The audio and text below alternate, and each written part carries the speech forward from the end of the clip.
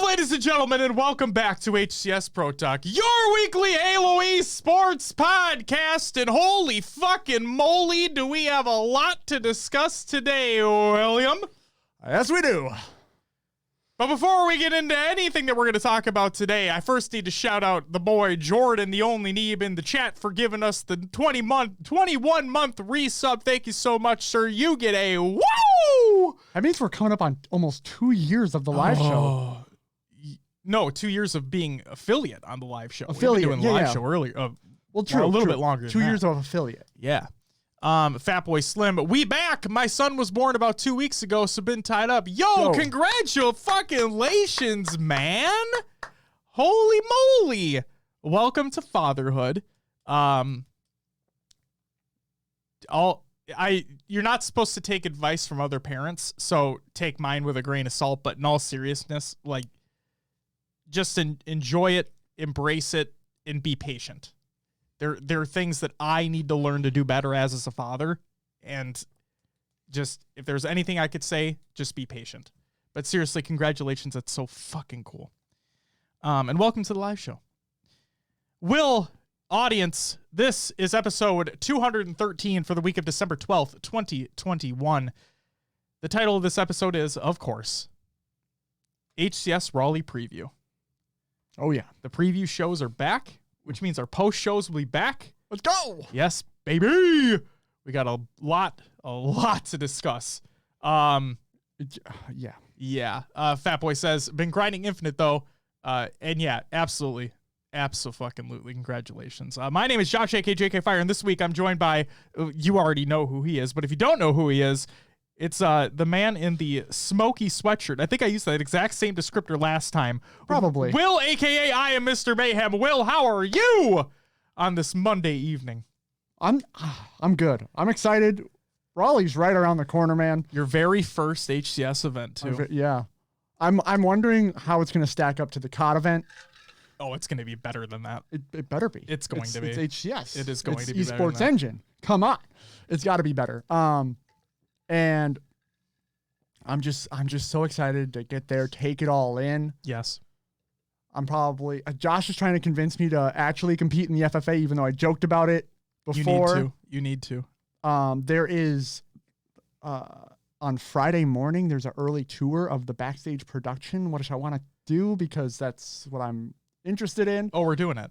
Yeah, okay. You know where it starts? The HCS merch booth. Which means merch is going to be there. Yeah. Fuck yeah! Woo! I'm going to spend so much goddamn money. Jordan Yeah. says we need him to be in the FFA, See, please. I guess I'll just say this. The reason I don't want to is because I won't perform well. I'm not I'm not great at Halo.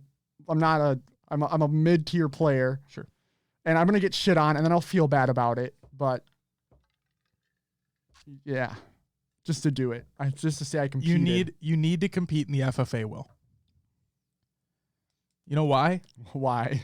Because there's an announcement later on in the show that we're going to get to. Oh. So you have to compete in the FFA. But what if you win? Yeah, sure. See?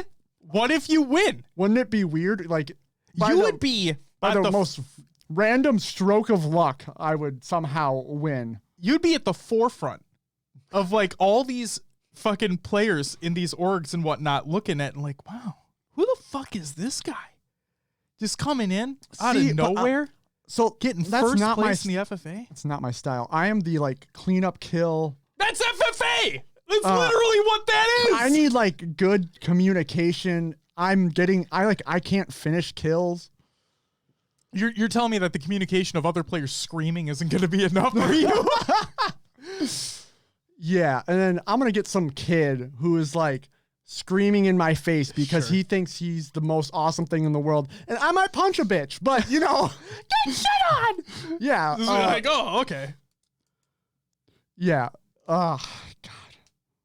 You know, it is what it is. I should. Anyway. I forgot where we were going with everything. Well, let's catch up real quick. Jamar and Berg and Justin, welcome to the live show as well. Hope you guys are having a fantastic night. Justin says, my whole life is mid-tier, Will. Complete Wait, complete dog? Is that supposed to be dog shit? I don't even know. Even if you win one game, you're better than the scrubs you beat. And if they beat you, they're all nerds anyway. That's right. What's up, HCS fan? Welcome back to the live show as well. Jordan says, yes, please. Bring esports to the forefront of news. A child was punched at a Halo event today. No, we're going to have to cancel the fucking show if that happens, guys. Come on. I obviously wouldn't, but we see Will in prison, and we're like... Prison? They're not. I mean, I'd go to jail for a little bit, but... Ladies and gentlemen, welcome to HCS Pro Talk, your weekly Halo esports podcast from prison.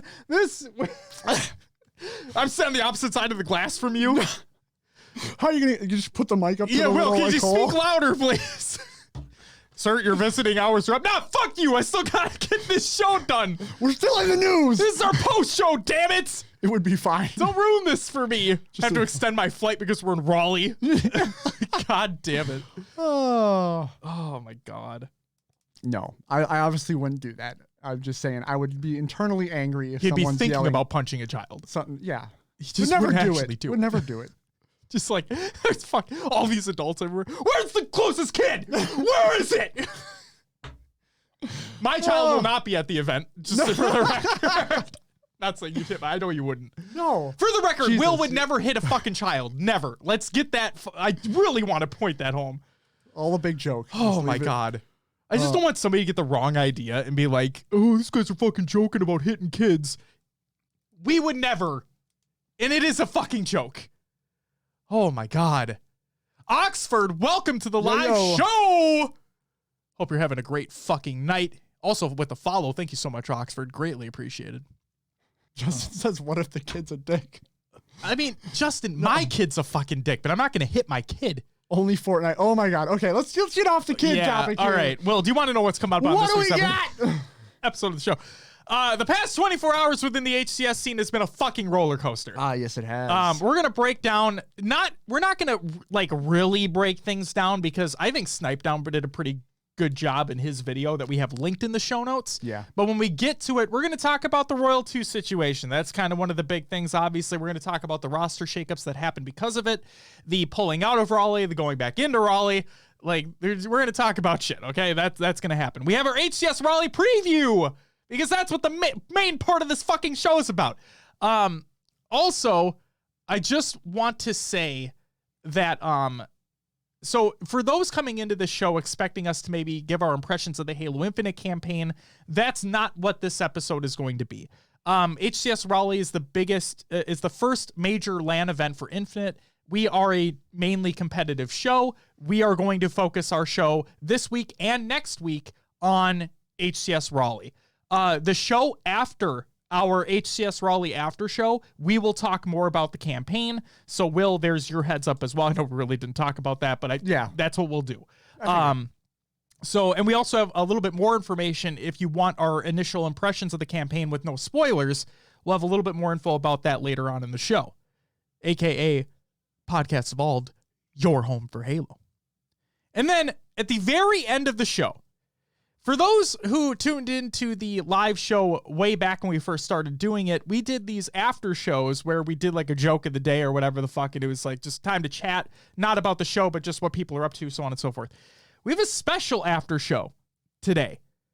Will, do you want to give a little tease as to what this after show is going to be?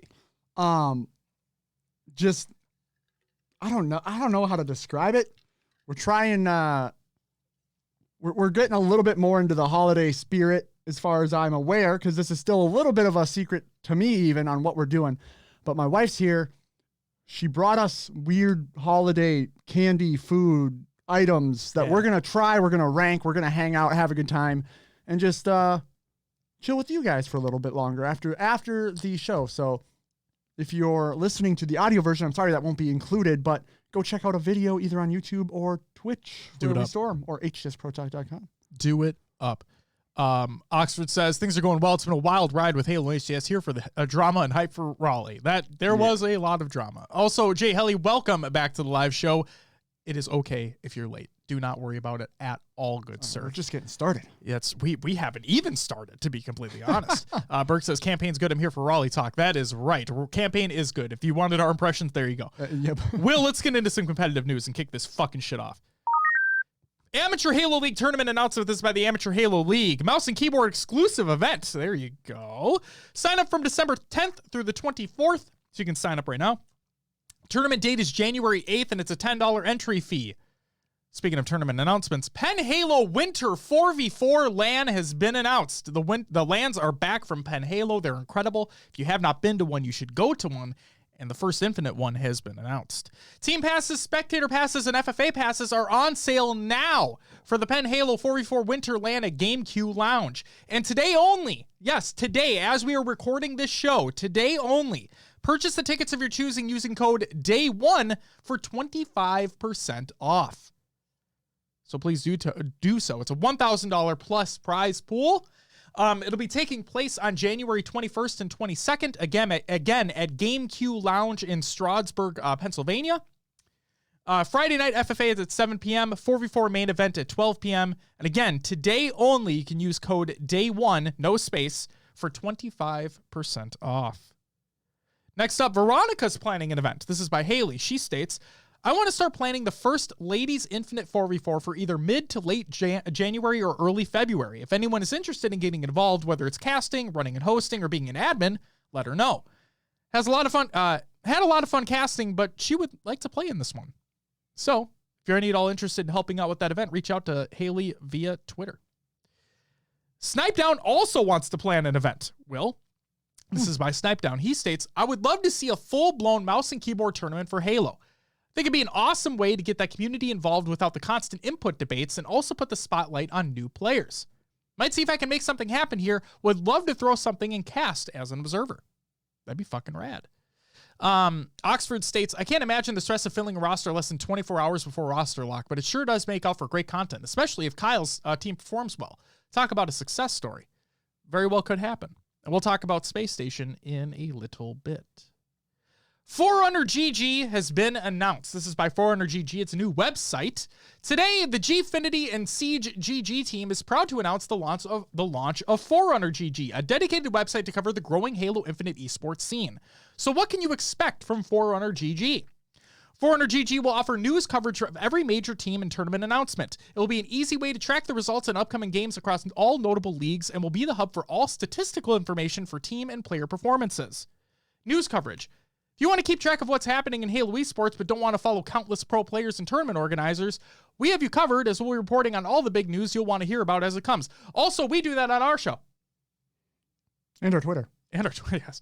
As well as this, we'll be breaking down some of the more confusing aspects of Halo, such as the tournament formats, the series' vast history, and any changes to the game to welcome new fans into the scene. After all, here in the Halo community, we're supposed to take care of each other. That's a true statement. Finally, as the 2022 season progresses, we'll also be providing further insights on the big teams and tournaments with in-depth event coverage and interviews. Stats coverage, as well as news, Forerunner GG will also be releasing game statistics for every team and player, as seen below. This allows fans to check up on how their favorite player is doing and gives a deeper insight into how a game went and how a team is performing. Furthermore, across an entire tournament or split, our upcoming competition pages allow you to see a macro view of a player's achievements and key stats. Each page will act as a hub for everything you would want to know about the event. The full team rosters, game results, stats, and news for a tournament will all be found there, conveniently located in one place. As well as being interested to see and compare, they will also allow us to produce more accurate and detailed analysis of the tournaments using this added data. Future content. While not available at launch, Forerunner GG hopes to launch a myriad of additional features over the next year. This includes a stats-based team ranking, player photo galleries from events, and on-site predictions. This will all be done while consistently increasing the quality of our stats and news coverage. So who's behind Forerunner GG? The core staff running Forerunner GG will be the ones behind Siege GG, the current news and stats hub for the Rainbow Six esports scene. After almost 4 years of growing the website to become the go-to authority in the Rainbow Six esports, joining Gfinity Esports in September has now allowed us to spread out to provide our esports awards nominated coverage to the incredibly promising Halo esports scene. Also joining us is Mike Moses FPS Schneitzer. I hope I pronounced your last name correctly, who will help us keep track of Halo's storied history and ensure our articles are easy to understand and accessible to all. And finally, Series E Halo Infinite announcement. This is by Esports Arena. We here at Esports Arena are excited to announce the next title coming to Series E, Halo Infinite. Over the last year, we've put our all into building an incredible competitive environment with Series E Apex Legends. We also recently kicked off our second Series E venture with Guilty Gear Strive. Now, with both of those seasons underway, we're ready to bring one of the biggest names in shooters into the fold. If you've never heard of Series E, you might have a lot of questions. This short video below explains just how things work in Series E. But if you didn't watch it, which we're reading, so obviously we didn't watch it, here is the core points of that video. Earn your spot in Series E by being a top finisher in qualifiers. Get drafted by a Series E partner brand, compete weekly against some of the best players in the scene, and earn a monthly salary alongside weekly prize pools. Now let's clarify what comes with being a Series E Pro. All players who qualify for a Series E sponsorship will sign a contract with Esports Arena. Signing said contract will mean that the player will be drafted by one of the Series E sponsor brands, receive a team jersey as well as a care package of product from the sponsor brands, and get their monthly Series E salary. Series E players will also be involved in creating content and social media campaigns around their respective Series E circuit. All these great perks alongside competing with the best of the best is what being a Series E professional is all about. Esports Arena cannot wait to break new ground and bring Series E to the incredible Halo community. This entire Esports Arena story began with our founder, Tyler Andres, and his love for Halo and the desire to create a home for him and his friends to compete in Halo. Not only has that dream come to fruition, but now Esports Arena can do even more, and it starts with Series E Halo Infinite. We cannot wait to kick things off very soon, so keep an eye on Esports Arena social media accounts for more information on Series E Halo Infinite. They'll be coming very soon.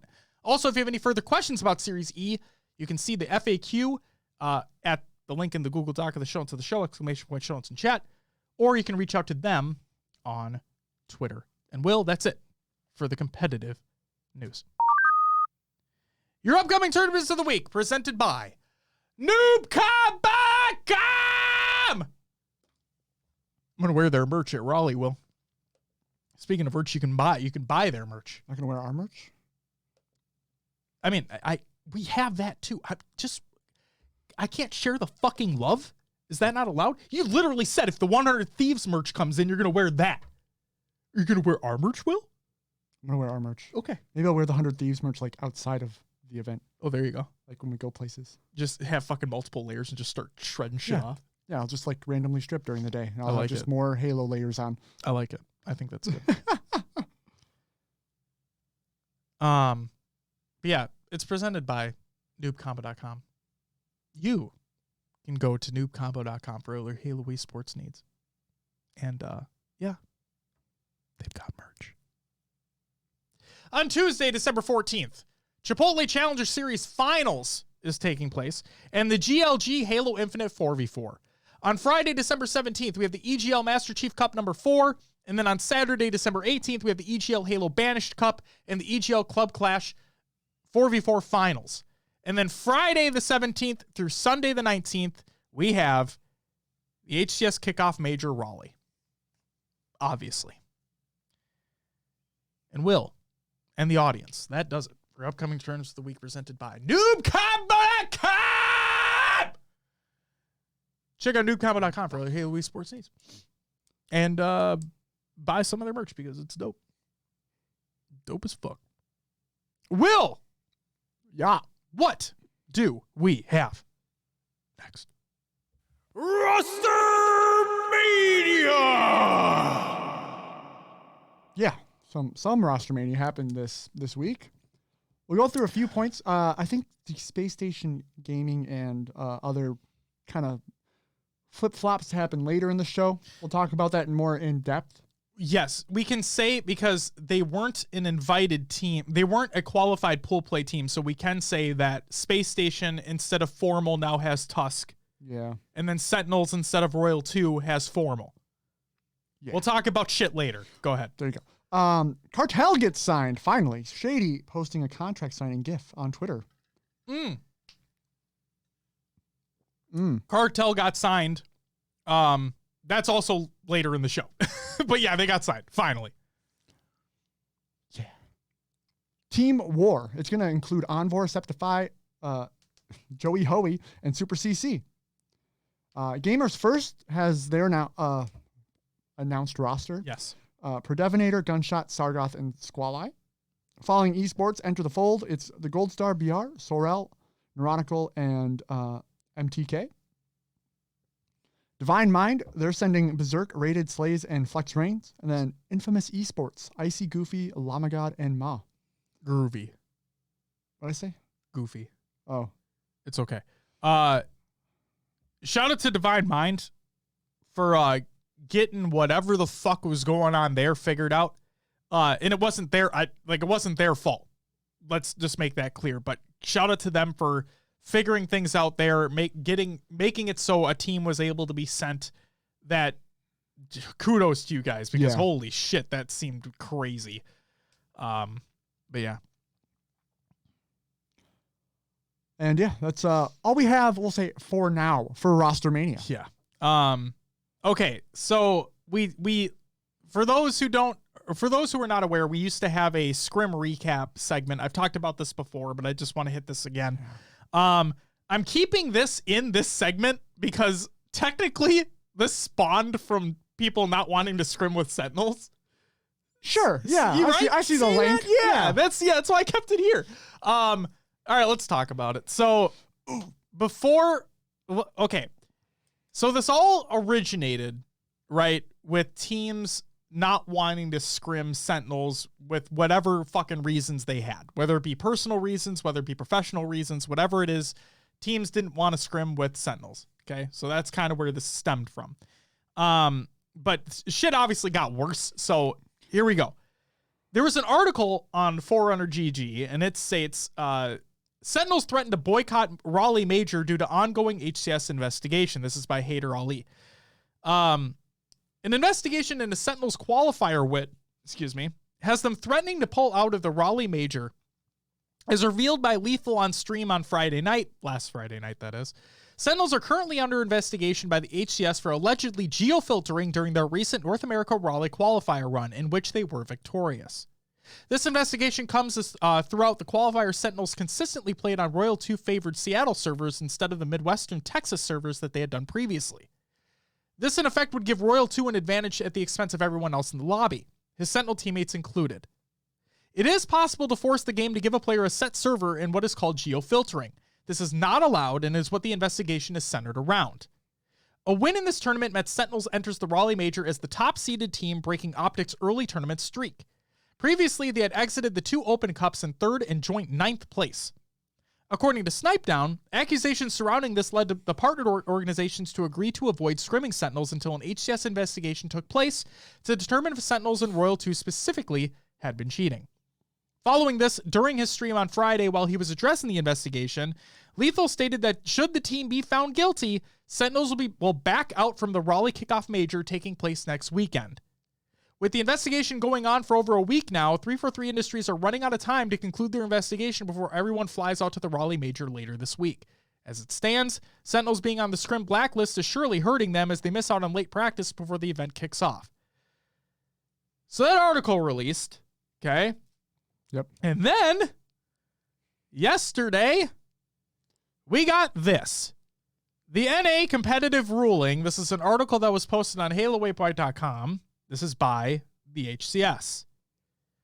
Background. Following the North America Kickoff Qualifier on December 1st through the 2nd, 2021, a number of players raised allegations that Sentinels had forced the game to select a server, resulting in abnormally high ping for players in the game lobby. One of these accusations was directed towards Royal 2 from the Sentinels. These allegations were accompanied by reviews of Sentinel players' Twitch streams, which categorized the perceived changes and abnormalities in player pings directly in the game client. There were also significant lobby connection issues during the tournament, which led to the 4+ hour delay of the tournament. On December 3rd, 2021, HCS administration made the decision to immediately undertake a formal investigation to better understand the causes of lobby connection issues experienced during the 4+ hour delay to the North America Kickoff Qualifier Day 2, and to more closely examine these allegations of server manipulation. Competitive integrity and fairness are paramount to the HCS, our partner teams, players, and community. We take these matters very seriously, and with HCS Raleigh approaching, HCS administration moved quickly to undertake a thorough and accurate review. Like 2 weeks to be precise, is what it sounded like. This included research and analysis done by multiple teams within Microsoft, as well as providing ample time for Sentinels to present any evidence they wish to be reviewed. That statement right there, some of the Sentinels members were not with that. They said that the evidence that they tried to provide, the HCS did not accept. Well, that's... I'm not trying to comment on it. I'm literally just saying that's what they said. Sure. Okay. Investigation. In Halo Infinite, a server is determined automatically by the game with no organic ability for players to control the outcome of this. The game measures the pings of all the players in the lobby to all the servers in the world, 7 of which are located in the United States, and then selects the server it determines best for everyone in the match to play on. So basically takes an average of everybody's ping to the servers and selects the best server available for an average of everybody in the lobby. Yeah. Okay. To investigate, the development team extensively reviewed server logs from all matches, both matchmaking and custom games, that Royal 2 played in Halo Infinite since November 15th, 2021, the day the multiplayer released for everybody. We found that from November 26th, 2021, the day before the North American Open Series on the 27th of November, through the last match of the North America Cook-Off Qualifier on December 1st through the on December 1st and 2nd, on December 3rd, 2021, all U.S. servers but one in the United States, West US 2, were missing from the server ping list, thus forcing all of Royal 2's matches onto that server and creating an abnormally high ping for players in the affected matches. That is what was found by the HCS and development teams. Our internal development team reproduced a publicly known and documented tactic to proactively remove servers from the list of eligible servers. And I will state, as an aside from this, if you want more information on how that's done, I'm not saying do it, but if you want more information on how that's done, I believe Silos posted that in our Discord server. Yeah. As to how you would need to go about doing that. And frankly, it's a little more intensive than I thought it was. I thought it was going to be. I would say, honestly, don't. No, don't do it. Because it's going to cause the same sort of, you're talking about custom game lobbies being broken. It's going to cause more issues with that. Right. Than you're initially going to have to just deal with off the rip anyway. Now, I will say, should there be an option to select servers within the game itself, at a la MCC, I believe you can do that now. Yeah, absolutely. I believe it should be a thing in the game. But the fact of the matter, it is not right now. Therefore, you are manipulating game files to make it so it's better for you. That is not allowed. Plain and simple. If not everybody can do it, like within the game itself, it is not a developer-made feature, then no, fuck you. Risky Drew, welcome to the live show. It says, shout out to Berg. He's in my Xbox party. Fuck yeah, man. But yeah, if you wanted a little bit more context into how that is achieved, I believe, again, Silos posted into the Discord. You can check that out. Let's see. Upon doing this, the resulting data signature matched the same data signature found in the matches that Royal 2 played and where only the West US 2 server was available. Additionally, the team was able to confirm that there were no server or game outages that may have impacted those servers or any players in the same manner. Finally, upon review of all other top players, we did not see any similar data anomalies. Sentinels have been given several opportunities to provide reliable support for an alternative explanation. The ISP data provided by Sentinels to support an alternative explanation is inconsistent with the timeline of data irregularities that occurred between November 26th and December 3rd. Further, the increase in latency that the ISP data details does not explain the irregularities in data observed. Now, another aside, and again, I'm not bringing this up to comment on it, I'm bringing it up to state it. Other Sentinel members had mentioned that I don't want to necessarily get this wrong. I'm paraphrasing here, if you will, but the explanation provided in this article was not sufficient enough for them. When I read those paragraphs, that sounded sufficient to me. Yeah. The ruling. And yes, Oxford, we're gonna mention that soon. The ruling. We have determined that the only plausible explanation for Royal 2's telemetry data pattern referred to above is that there was a direct modification of files giving Royal 2 an unfair competitive advantage during play. This violates the official rules, specifically Section 7C2, hacking, and Section 7C4, network abuse. And then included in there is information from the handbook on what those things tie to. Penalties. The official rules provide guidelines on penalties for hacking as follows. Typical minimum penalty, a $2,000 fine and suspension. Typical maximum penalty, $2,000 fine, indefinite suspension. The North American Open Series and Kickoffs qualifier event rules provide the following on penalties, emphasis added. From 13.2, the administration reserves the right to enforce any of the following penalties against participants found to be in violation of any rules or stipulations set forth in these official rules, the handbook, or the official code of conduct. 13.2.1, forfeiture of game. Point 2 is forfeiture of match. Point 3 is removal of participant from tournament, disqualification. Point 4 is forfeiture of prizing. Point 5, forfeiture of HCS points. Point 6, partial or full removal of HCS points. Point 7, partial or full removal of travel coverage. Point 8, enforcement of a fine. Point 9, a ban from participation in the HCS program. Point 10, a temporary or permanent suspension from Xbox Live, Halo game platforms and services, and or participation in an HCS, Halo, and or Microsoft Online or live tournament or event. And point 11, pursue prosecution with the law or authoritative bodies for any illegal activities. So, the following penalties have actually been applied accordingly. Also, Raider Hater, welcome. Nullification of Sentinels placement for the North America Open Series November 27th and North America Kickoff Qualifier December 1st events.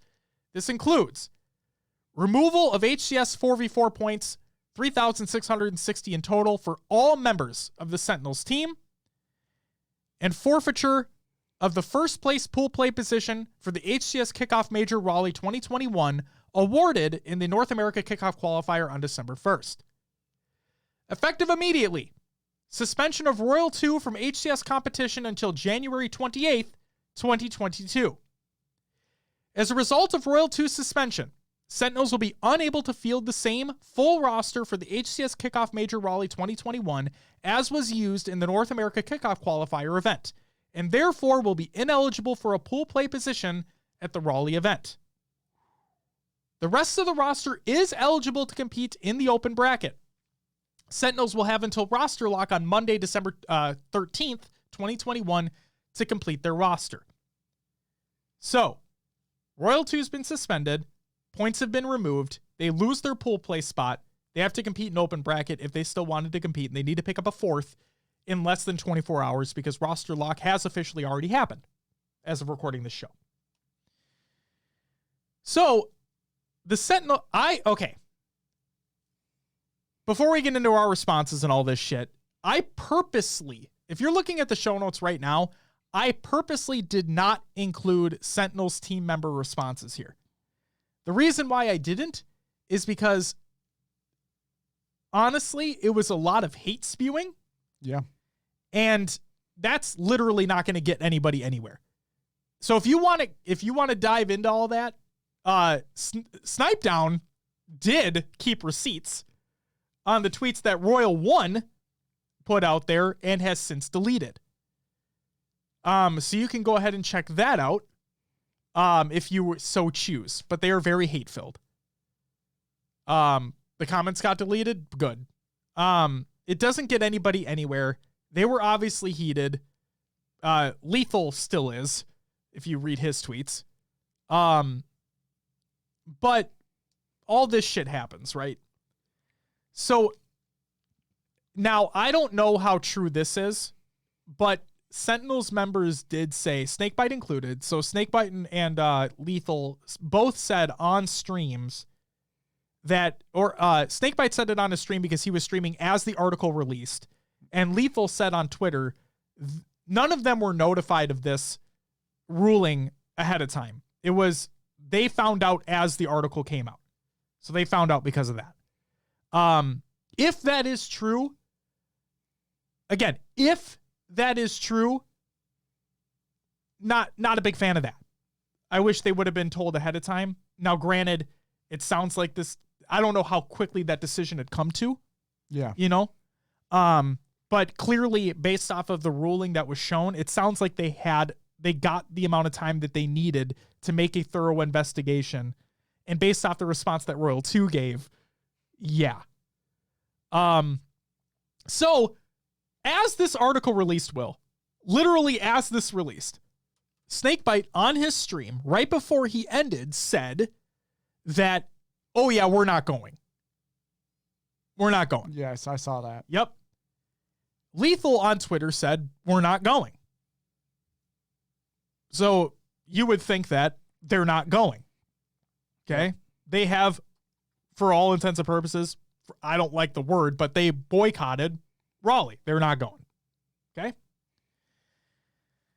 So Snipedown puts out a video, and it's titled How the Sentinel Cheating Allegations Began. So if you want a deeper rundown, including Twitch clip breakdowns, also included are deleted VODs from Royal 2's channel. I don't understand why he deleted them, but it is what it is. There were people that said, I don't see a big issue with him deleting the VODs. I'll say this. When you delete potential evidence, it paints you in a bad light. Yeah. It doesn't help you. It doesn't help you by deleting them. Right. And it's there are people who just delete their VODs due to whatever, copyrighted music might be in there. There might be a reason, but the timing of it and just everything that was going on, and then they just... And why just those? Yeah, that's all. It does paint you in that bad light. Yes. So regardless, that happens. So if you really want a better representation of how all the shitstorm began, go watch Snipedown's video. And actually, Lethal is in his chat as he's making that video, and so he replies to Lethal a few times, not in an angrily way or anything like that, but just it's a great video. Go watch that because he has been playing against them, and so that happens. Will, what were you going to say? No, I'm going to save it for the end. Just keep going. Okay. The other thing I want to say before we get into all the roster shit and all that, and Royal 2's response is that Lethal has been really going off on Twitter the past couple days. And Tony, you're never going to probably listen to this or watch this, but I'll just say that you don't know me. I don't know you, but like, dude, it's a lot. It really is a lot. And I get you're frustrated and upset and angry. I totally fucking get that. But Will, if you don't mind, would you mind if I pull up something real quick? Go for it. Yeah, okay. Yeah. The reason why I want to bring this up is because, again, this isn't to shit on Lethal, because again, he's upset about everything that's going on. But if the tweets are still there, you're looking for a specific one? Yeah, and something tells me that it's not going to be there anymore. A lot of stuff got removed while all of this was going on. Oh, here we go. I found it. You found the one. Yep. Okay. So Snipedown puts out the tweet that I mentioned that had all the Royal 1. Yeah, the Royal 1 tweets in it, and him being like just a fucking asshole. Okay. So Snipedown says, this aged well. It's unfortunate that actually, you know what I'm going to do? For those that are watching the show live, you gonna link it? You now have the link in the chat if you want to follow along with me. But I just want to really hit home the point that there's a reason why I go on rants on this show all the time, right? But I'm not trying to just ream somebody unless that one time a long time ago that person really deserved it. You can listen to that, watch that if you want to. But there's a reason why we try not to get really negative on the show. I understand that, people really like that shit, but no, I'm not about it. But Snipedown puts out a tweet and he said, this aged well. It's unfortunate that one would be this disrespectful and ungrateful to the team at 343 that has done nothing but give a platform to show their abilities as well as financial opportunities of a lifetime over a completely justified and now fruitful investigation. Royal One, in his now deleted tweets, stated, "What a disgusting group of individuals involved in this process. Never have I seen such an unfair and unjust investigation process in my life. What a great way to treat your 2-time world championship team that has done so much for your franchise. At Tashi, you disgust me."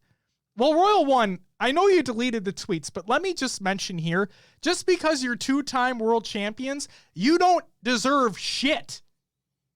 That sounds like some entitled ass motherfucker shit right there. Okay, dude? Cool it.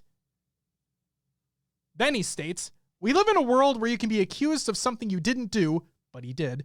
Show proof and evidence you didn't do it, but you did. Fully comply with all the investigation, and then just have the investigator ignore all of your evidence and make their own decision." Which was the right decision. Disgusting. I'm gonna wait for the end. That's fine. I want to That's make fine. sure. I want to make sure everything's out before I start talking. Okay. So Lethal, this is the thread. So Lethal says, "Literally being ignored and pushed back and back for over 2 weeks with little to no communication or cooperation when we ourselves were just trying to figure out the situation and move on is fucking pathetic." And then they tweet out a verdict without informing us. Tweets are fine. Swipe down. Your teammate needed to inform you, not them or anyone else.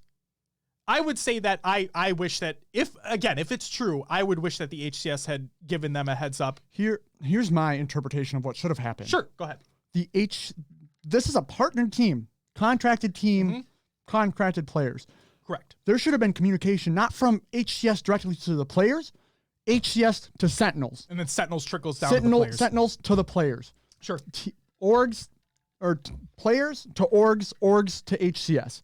In my mind, that's how this should have all formed.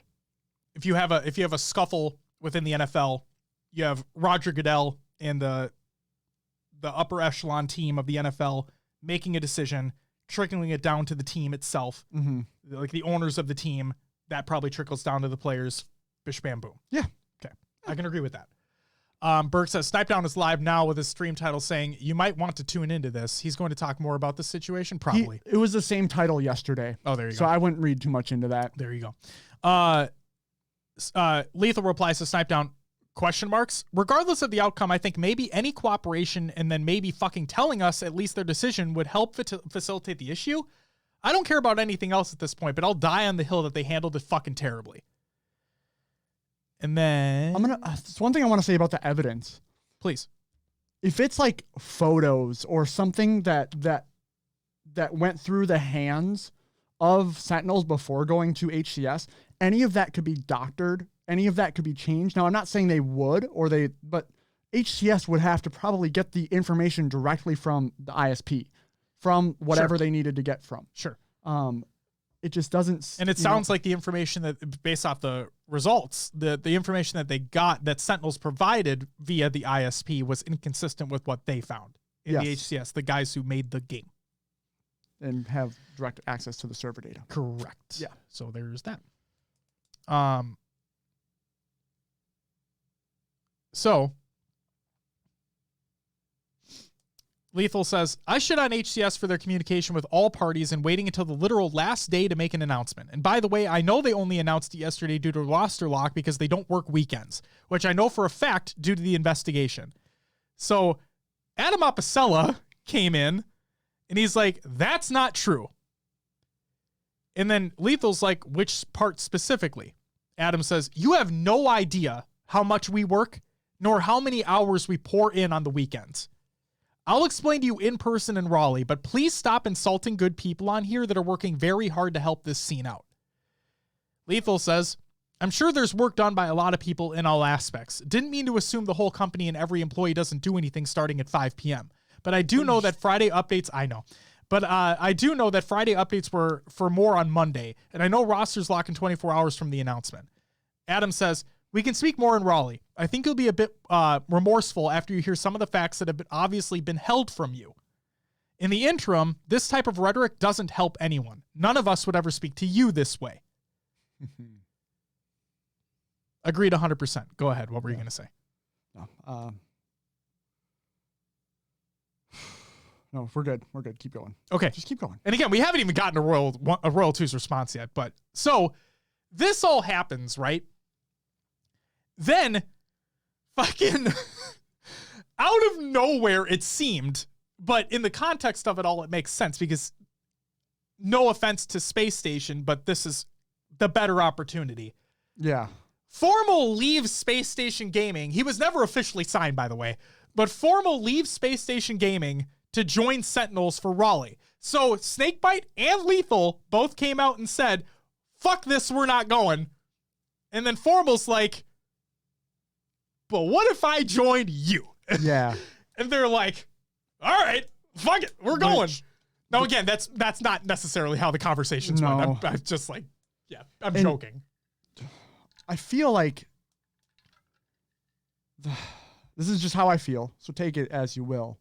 But for a top org team like Sentinels, being able to just be like, we're boycotting, we're not going, is such bullshit in my eyes. It's such a your partner little team, bitch move. Your partner team that was there to be partnered with the HCS. They made their ruling. They had sufficient data. And we'll have a response here in a minute too. Go ahead.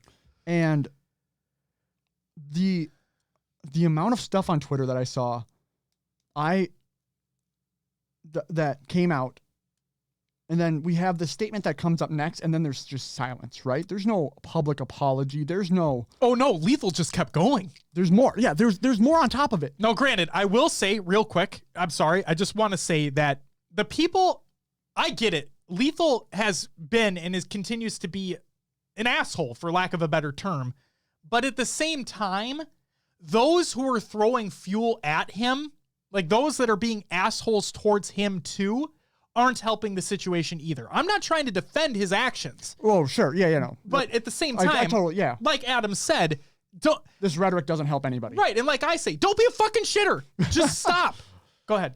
But yeah, it's just, it makes the whole scene look bad.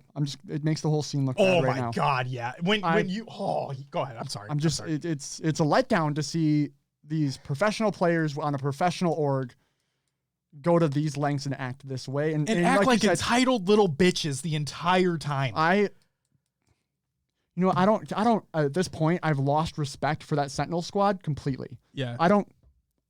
The way they've acted through this whole thing, I just lost respect. I'm sorry. It's true. It's the only player that I still have a little bit of respect for at this point in time is probably Snakebite, because he didn't blow up on the situation. Yeah, I guess I didn't see much from Snakebite. And I understand he was being as calm as he could have been, is what it seemed to me. Right. And I understand being frustrated and wanting to get your frustrations out there. Yeah. And the Sentinels team was misinformed, right? They did not know. They were backing their teammate, which we're going to talk about that too. Everyone would want to do. You want to back your teammates. And Royal One was defending his brother. And family is another thing entirely too. So Oxford needs a PR rep. At this point, I would agree. Yeah. But there's a point where, you can say your words, but to attack people, to keep coming at people, it's bad. And it's like, Tashi, you disgust me. Yeah. Fuck off with that. Come on, dude. I'm sorry, but until I see otherwise, we're not rocking the Sentinel skins. Okay, so Formal leaves Space Station Gaming to join Sentinels for Raleigh. Ace put out a tweet that said, Formal is leaving for Sentinels in place of Royal 2. We need one. Who's next up? And again, this was all within 24 hours of roster lock. Yeah. Okay? Yeah. This is insane. So then Formal states, he put out a tweet that says, on a serious note, this was too good of an opportunity to pass up. I appreciate the guys on Space Station Gaming. It was fun to learn the game together, and I wish them the best of luck. I'll be playing with Sentinels for Raleigh. Should be a spicy weekend, and I'm still #Optic forever, though. And then Hastro of Envy, and now Optic obviously, tweeted out and said, it was never a question of whether or not to allow Formal to play for Sentinels at HCS Raleigh. We want Matt to have a chance to compete, even if it means he has to play for our toughest opponent. It's a good problem to have when we contract 6 of the best Halo players on Earth. Now, for those who were like, why the fuck would Formal do this to them when they've been playing for a while together? There was a clip that's been circulating on Twitter of Formal on, it was either the Eavesdrop or the Optic podcast, one of the two. But he literally states that if you are given an opportunity like this, you don't shy away from it. You go on it head on. That's what you're supposed to do. He talks about how loyalty gets you nowhere within this scene, right? Competitive gaming. If you want to prove yourself and you have an opportunity to play with some of the best players in the world, why the fuck would you not do that? Yeah. And I'm sorry, but Space Station Gaming throughout the past 3 or 4 events have been like a top 6 through 8 team. Like they haven't broken out of the top. They haven't broken out of there. They haven't been a top 4 team. And when you have Sentinels, who just in this last esports arena tournament that took place without the server manipulation, that was taken care of. That wasn't there anymore. They came back in two best of fives and won again. So these guys have won multiple Halo 5 World Championships. So yeah, all the drama aside, if he had an opportunity to play with some of the best Halo players in the world, yeah, he's going to fucking take it. Yeah. Now this is just for Raleigh. Who the fuck knows what's going to happen after the fact with him specifically, but this is for Raleigh. Okay. And then also, I forgot to put this in here, but Elamite on the Flank podcast, which is Zuma and I forget the other person's name, but their podcast, Elamite came on and said that Tusk will be the replacement for Formal on Space Station Gaming. So the person who they picked up before and then dropped for Formal, they picked him back up. So there's that. Yes. Now we have Royal 2's response. Jesus Christ. During the launch of Halo Infinite, I was experiencing extremely high ping with the central server. I changed my settings to use the West Coast server, but failed to turn it off for the North America kickoff qualifier. And apparently earlier, according to the investigation. Yes. While this was corrected before last night's esports arena tournament, I understand the issues my oversight caused for the qualifier. I truly did not realize the impact this decision would have, and for that I am deeply sorry and apologize to my fans and wish my teammates the best of luck in Raleigh. Before I read Snakebite's response, I do want to state this. It was stated in that 400GG article, and I want to hit that point again. There's a reason why this investigation was strictly on Royal 2. Because Royal 2 is the one that did it. And since he did it, it didn't help his teammates. No, it didn't. It did not. I just want to... I'm not saying what he did was good, because obviously it was fucking bad. He cheated. Yeah. But the fact of the matter is, it didn't help his teammates either. So I just want to make sure that's known. Yeah, it's nothing like, it's not a hacking cheat. It's nothing that improved their overall skill level. It just gave Royal 2 a little bit better connection to the server. Yeah, which gave him an advantage. But in turn, that gives his team an advantage versus, you figure, if you have 8 people and 1 out of the 8 has an advantage over everybody, it's a problem. Yeah. Oxford says, I think Kyle said on Twitch, he thought Formal was already signed and didn't think this was a scenario that could have happened. Well, nothing's final until it's final, right? Till the name's on the dotted line. Yeah. There's that. But here's Snakebite's response. And I think this puts it all into perspective perfectly.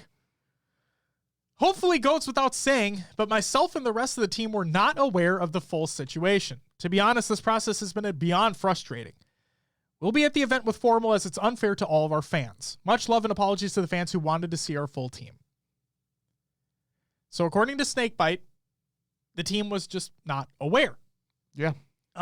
Which again is kind of on Royal 2 at that point. Oh, it's 100% on him. Yeah. Now, whether or not he forgot, like in his statement, he says he forgot to turn it off. Like there's a lapse of thought, lapse of judgment. You just forgot to turn it off. If that is true, then, I mean, I personally, if I forgot, then I wouldn't remember to tell my teammates that I did that. Sure. It just... And I don't want to put words in his mouth either, because I don't want to say, oh, he's lying in his statement. That's not what I'm going to do. True. Go ahead. And that's something to manipulate game files like that. it's kind of a big deal. You know, it's not like just, I clicked a button on accident and forgot about it. Like I said, it's way more intensive of a thing than I thought it was going to be. Yeah. So, and you know, like you said, there are like MCC, you can select your server. It's not a problem. But I think that is Infinite works differently. It's not a peer host. It's they take the consideration of everybody in the lobby and choose the best average ping for everybody. So Silos, it's a tough situation. It is. And what I mentioned with Silos posting in Discord is it's a 3-step process. But the third step you have to do multiple times for blocking out each server. Yes. So again, it's a little more intensive than I thought it was going to be. So clearly there was thought put into it. And he did it. He admitted to it. He did it. He fucking did it. So if there's one thing I'm going to say about this is that I'm glad he fucking put out a statement and just laid the shit to bed. Yeah, I would have liked a statement earlier, but I mean, hey, they would have liked a response earlier, apparently, from HCS. But regardless, at least he put out a fucking statement. But like I said, Lethal's still going. So there's that. Oxford says, what had me questioning was on Frosty's stream. Someone asked me if Formal would stay with Sen if they perform well in Raleigh. And his answer was open-ended, which surprised me. I feel for a question like that, a joking, lighthearted response feels off given the gravity of the situation. It can't be. They're under contract. Well, they also say, Optic has 6 Halo Pros signed to them, and Formal is able to move around. Sure, but Formal's signed as a content creator. True, not a Halo contracted player. Because Optic has their contracted team. True. And then and Sentinels have their contracted team, and if I'm not mistaken, there is not. Now, he could play if there are. I'd have to look at the roadmap. I don't have it like ingrained in my brain. But between Raleigh and January 22nd, when Royal 2's ban is up or suspension is up, I don't know if there's like open events that take place in there, like online things. But if that's the case, Formal could still play with them. And I'm curious because this is not they're open events, right? Yes. And we've seen teams switch players around. Correct. So are the top 9 teams are signed to HCS, but are the players signed per event? Are they signed per year, per roadmap through the finals? I would imagine it's for the entire thing. That's what I thought too. I don't know the longevity. We don't know. They could be signed for, we might have big Rostermania in the middle of the year if something happens. Well, yeah, and that's the thing too, is that I think in the announcement, they talk about dates where roster locks are a thing. And I think it might be like per major, but sure. Regardless, there are dates for roster locks. So I mean, we clearly just had one today. So yeah, there's bound to be shifts. And then we also get into the whole, like with the CDL, right? Players like getting traded, getting transferred, whatever it may be, how that contract negotiation goes. Yeah. The whole Hook situation. There's so much to go there. Yep. But Will, do you have anything you'd like to add to that situation? I know you're waiting. No, I got it out during that. I was upset at home about the whole situation. The way people acted on Twitter, not just the Sentinels guys, but other guys provoking and prodding and things like that. I get there's banter between competitors and it happens, but personal attacks and other things of that nature don't need to happen. It looks bad on the scene. It makes everyone look bad, and then just the retaliation of others as well. It's frustrating, especially for those who just want the best from the scene. And we didn't get it this last week. No, we did not. Well, that's my final statement. And it really does paint a bad light on everything, especially going into the first event, because there are people tweeting out, and I'm not going to name names, but there are people tweeting out like, oh, Sentinels aren't going to be there. This event's chalked. Like, no, it wouldn't have been chalked because arguably the best team in the world wouldn't have been there. The fact of the matter is one of the players on arguably the best team in the world, for all intents and purposes, cheated.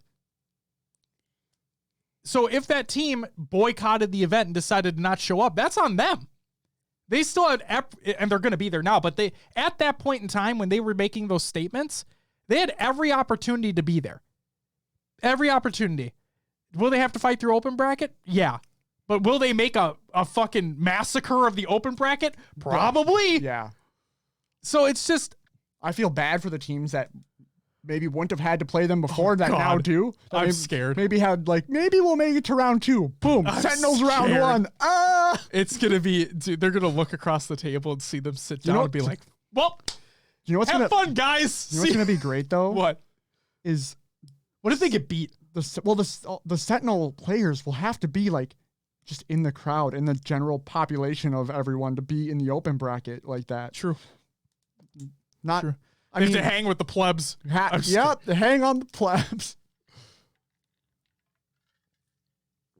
They'll be off a plane and back on it in 45 minutes. Yeah. They just get eliminated right away. No, he's saying, I feel sorry for the team who paid for a team pass. Yeah. That faces Sentinels first round. Yeah. On and off the plane. They just don't stay for the event. They just fucking dip. Like, well, we're not handling this anymore. Who fucking cares? We know who's winning the event. Bye. Oh man, it's gonna be insane. But no, like I said, like for the people saying that the event was gonna be chalked, oh, I'm not gonna watch it anymore. Don't act like that. Come on.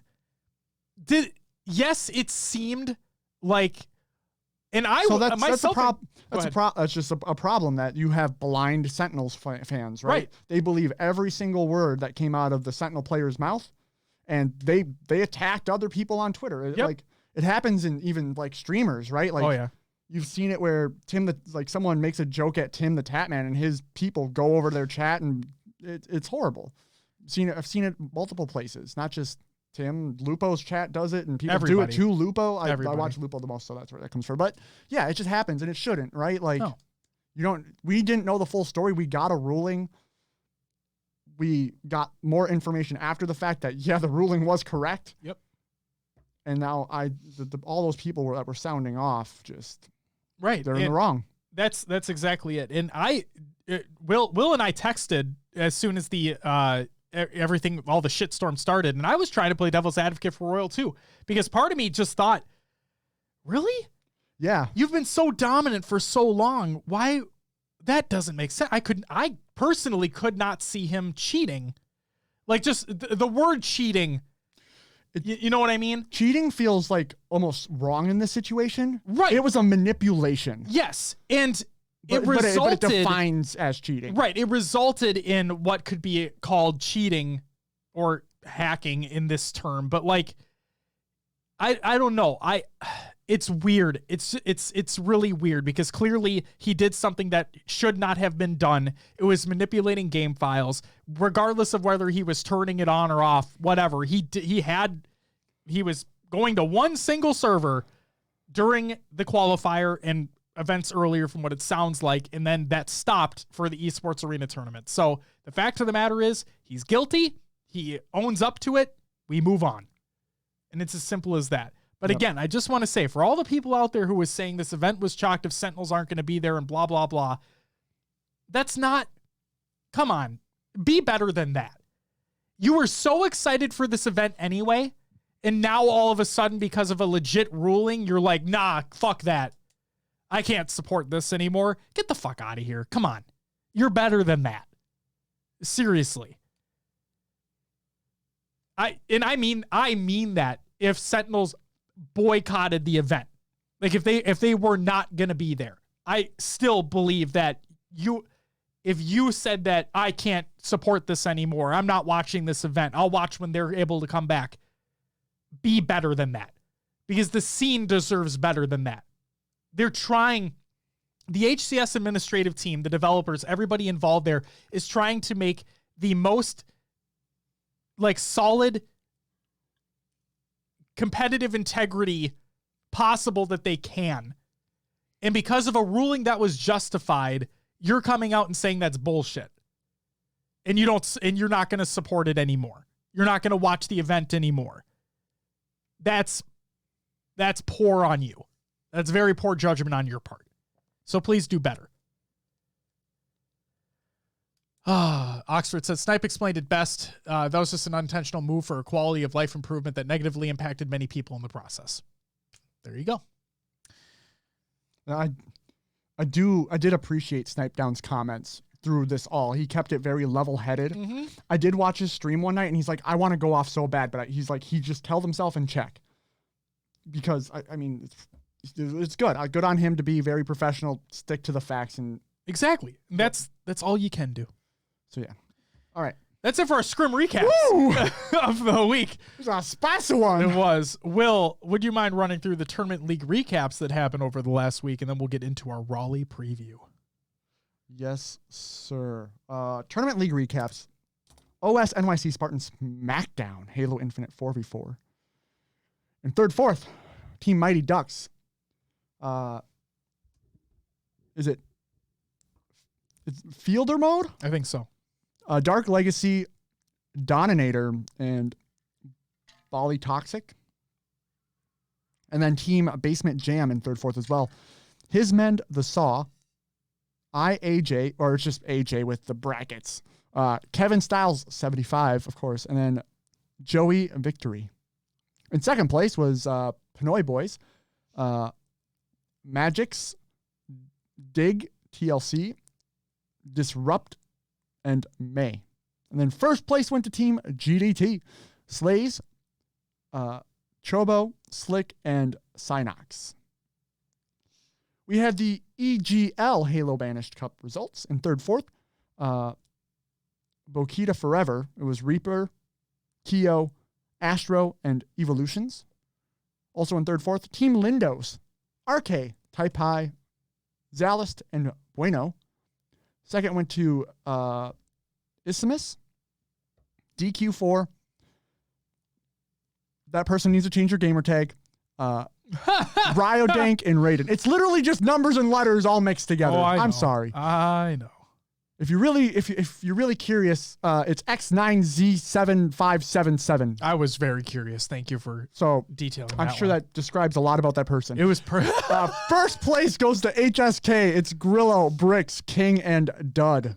Or dude, because there's a 3 at the end of the He literally DM'd us earlier today. Dude? You did? Yeah, he did. He tweeted us those results. Oh. Yeah, don't be a shitter, Will. That gamer tag really explains that person. Oh, I was a shitter. I'm sorry. It's okay. I thought it was funny. When I gotta read this stuff all the time, it's just I don't know who. You gotta have fun with it. If someone comes up to me and is like, "Have you ever played against X9Z7577?" I mean, no, but I read that fucking terrible last name on the show. And dude, I'm sorry I said dud, but the numbers, they throw me off, man. Definitely not a dud considering he won. No, yeah, exactly. So he's a dude. Dude. Suck, dude. LFTG Halo Infinite 2v2 results in fourth. We had Team Father and Son. It was Druggernaut and Outvade. And then Team Dark Storm, Insani and the Fluffy. Or the Luffy, sorry. The Luffy, yep. Second went to Carnage, taking home $30. Guardian Flies and Johan MC. And first went to Rena City Gaming, taking home $70. Halix or just Halix. And then Intervin? Yeah. Our Intervin G. There you go. Did you see the first 5th through 8th team on that graphic? Oh, Foo Fighters! Yes! Oh, man. I'm so glad you said it that way, too, because I'm like, I swear to God, he has to say it like he's going to. I think he is. All right. Stoked in, is it of Kenny? Of Kenny? Thank you. Thank you for being the Foo Fighters. The Foo Fighters. You said Fight Club? That's another great team name. Fight Club, Clutchy Clutch, and Skim. If you guys haven't seen, and Will sent it to me, but I found it, I think, but like there's a video of Dave Grohl of the Foo Fighters talking about how like their interaction with Christopher Walken. Yeah. And it is phenomenal, his interpretation or his impression of Christopher Walken of the Foo Fighters. Like, it's so fucking funny. If you have not seen that, please look it up. Like, look up Foo Fighters Christopher Walken and you'll see it. Go ahead. I'm sorry. No, it's awesome. $500 college Halo Infinite kickoff tournament results. In fourth place, we had GCU Purple. It was, yeah. Micah, ha ha ha. Micah, ha ha ha. Yeah, you got it. I just didn't know how I wanted to put that. Fnatic, XWX Ray? Just X-Ray. X-Ray? Fuck it, it's X-Ray. Sure. And Ant Frank. In third, Ottawa University taking home $50. It's Simplistic Sins, Ethan Too Nice, and Alpha Prof. Second went to University of North America. Wow. There's a whole university for North America. Barely. $150 went to, I'm going to say it's Pyramid, Mace, Ska, and Armor Va. And then first went to Ryerson University. $300 going to them. It was Risky Shatter, Double Clutch, Disloyal Dog. I see. I said Risky Shatters, but it's Risky and Shatter. Yeah, you got it. Yeah. You're good. Fuck it. You run on gamer tags here. Next up, we have the Chipotle Challenger Series qualifier number 1 in fourth place. Soul Snipe taking home $250. In third, it was Marbs taking home $500. Second went to Badent, if the 7's supposed to be a T, taking home $750. And first went to King Nick.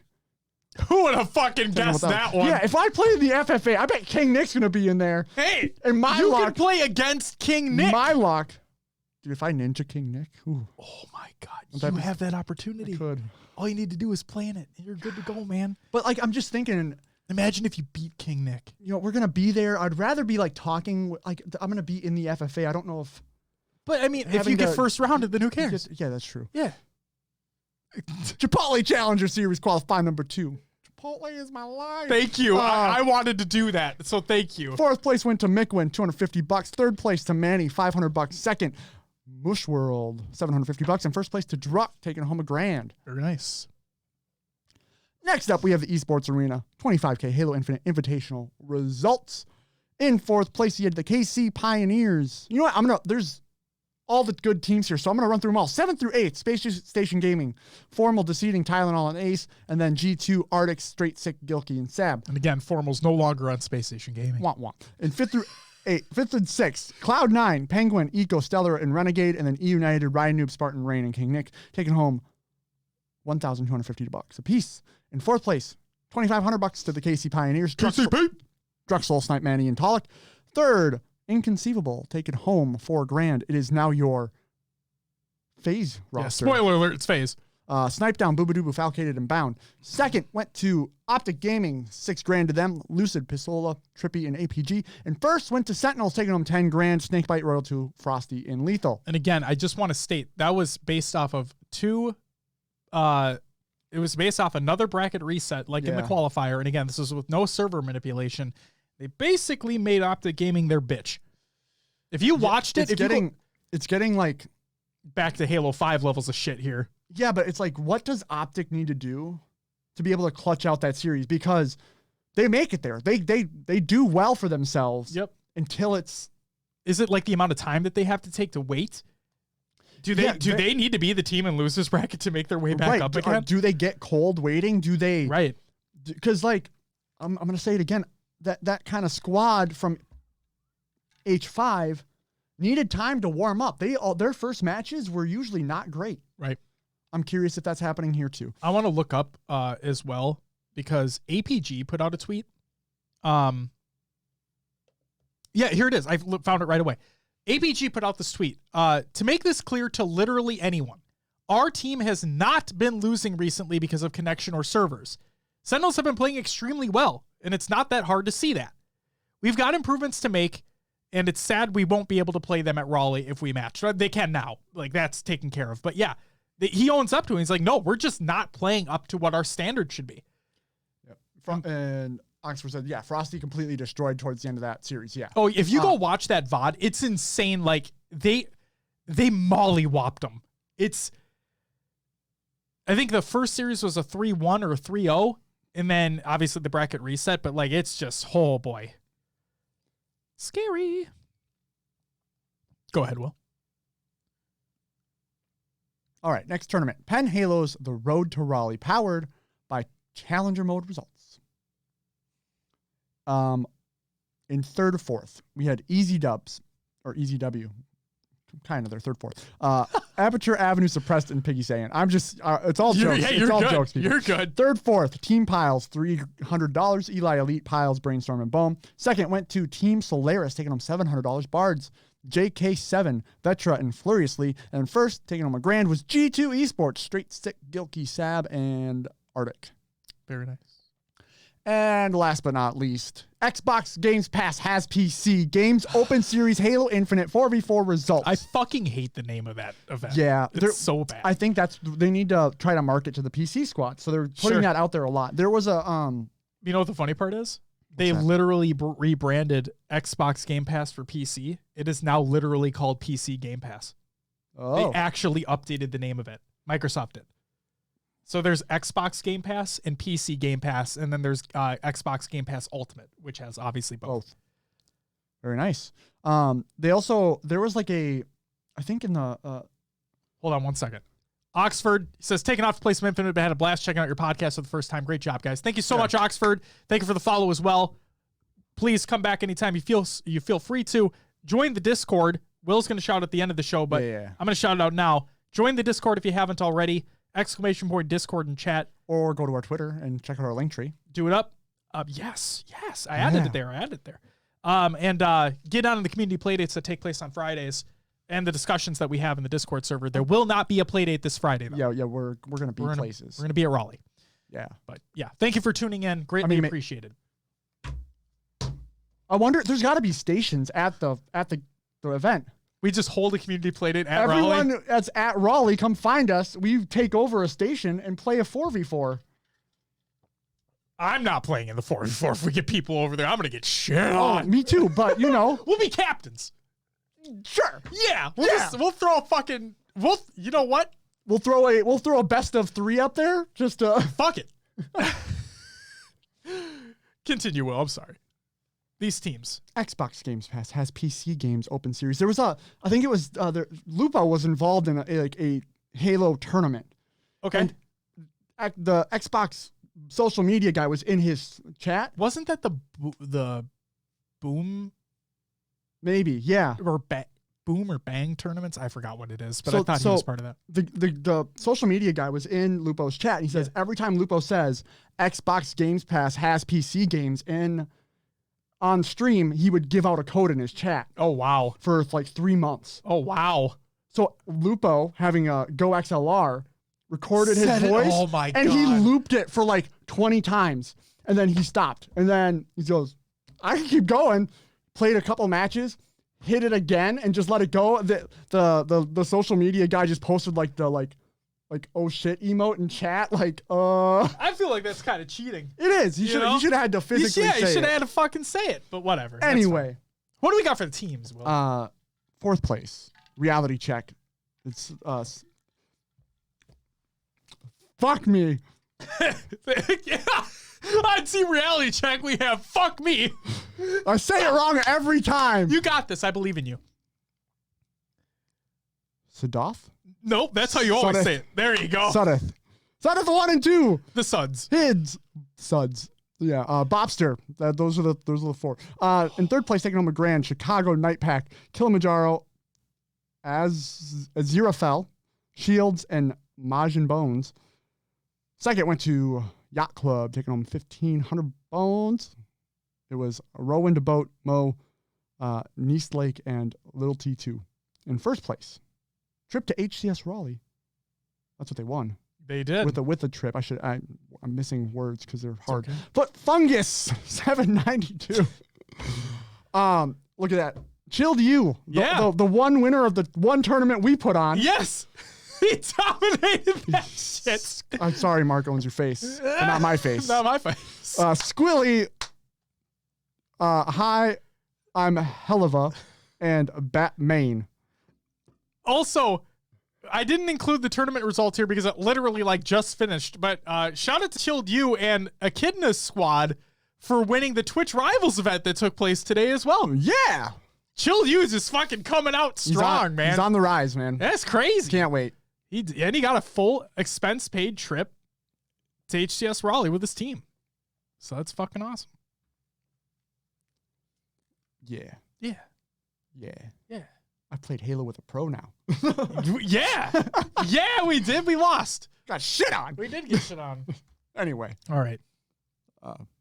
That's it for the Tournament League recaps of the week. All right, let's get into our real topic for this week, which is also welcome, Voodoo Man, to the show. Great to see you, Martin. Do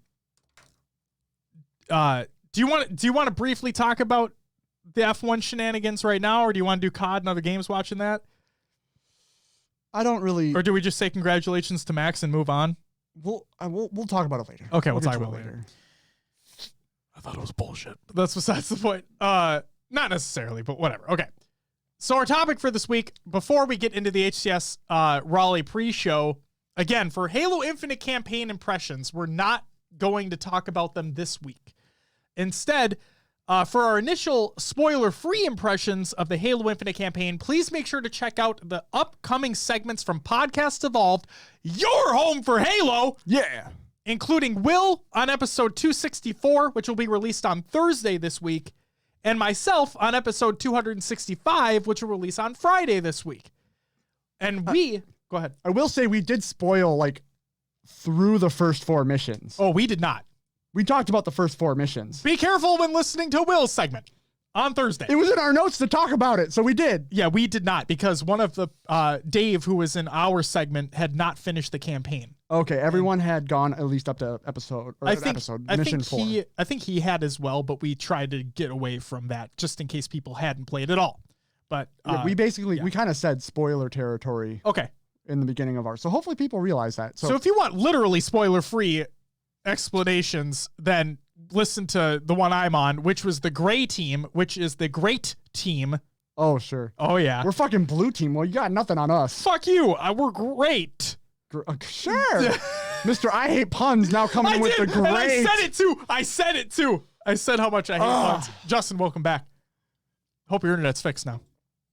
Hopefully you weren't server manipulating. Too soon. Too soon? Okay, too soon.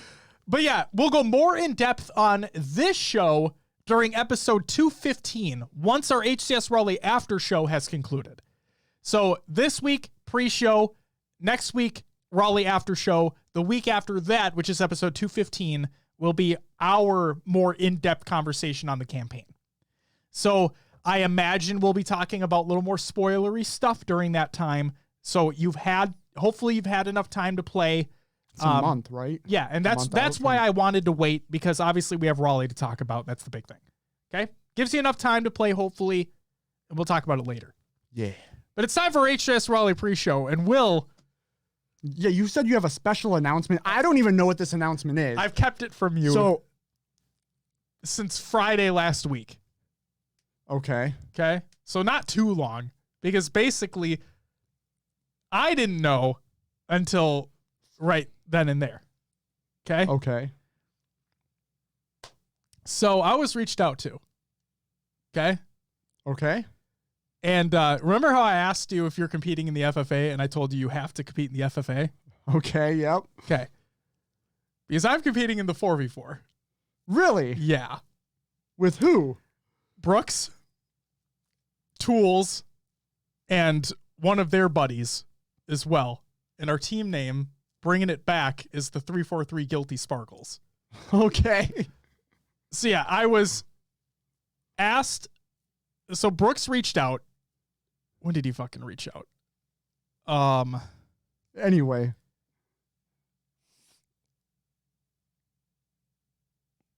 He reached out on the 9th.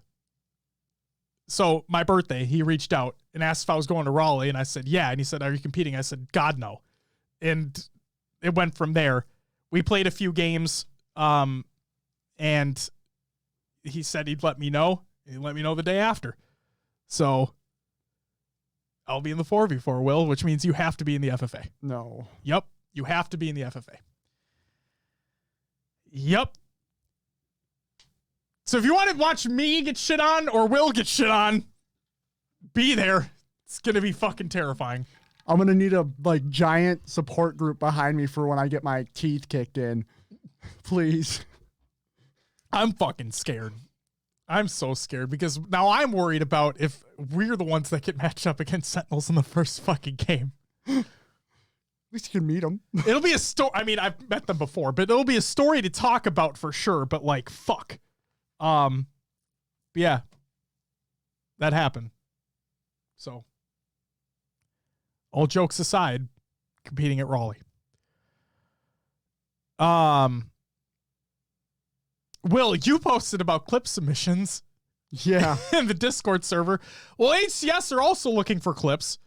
Want a shot at having your clips played on the HCS Raleigh broadcast? Share your best Halo Infinite moments with us using the form in the Google Doc of the show to the show or at their link that they provide on their Twitter that you can access via the Google Doc of the show to the show.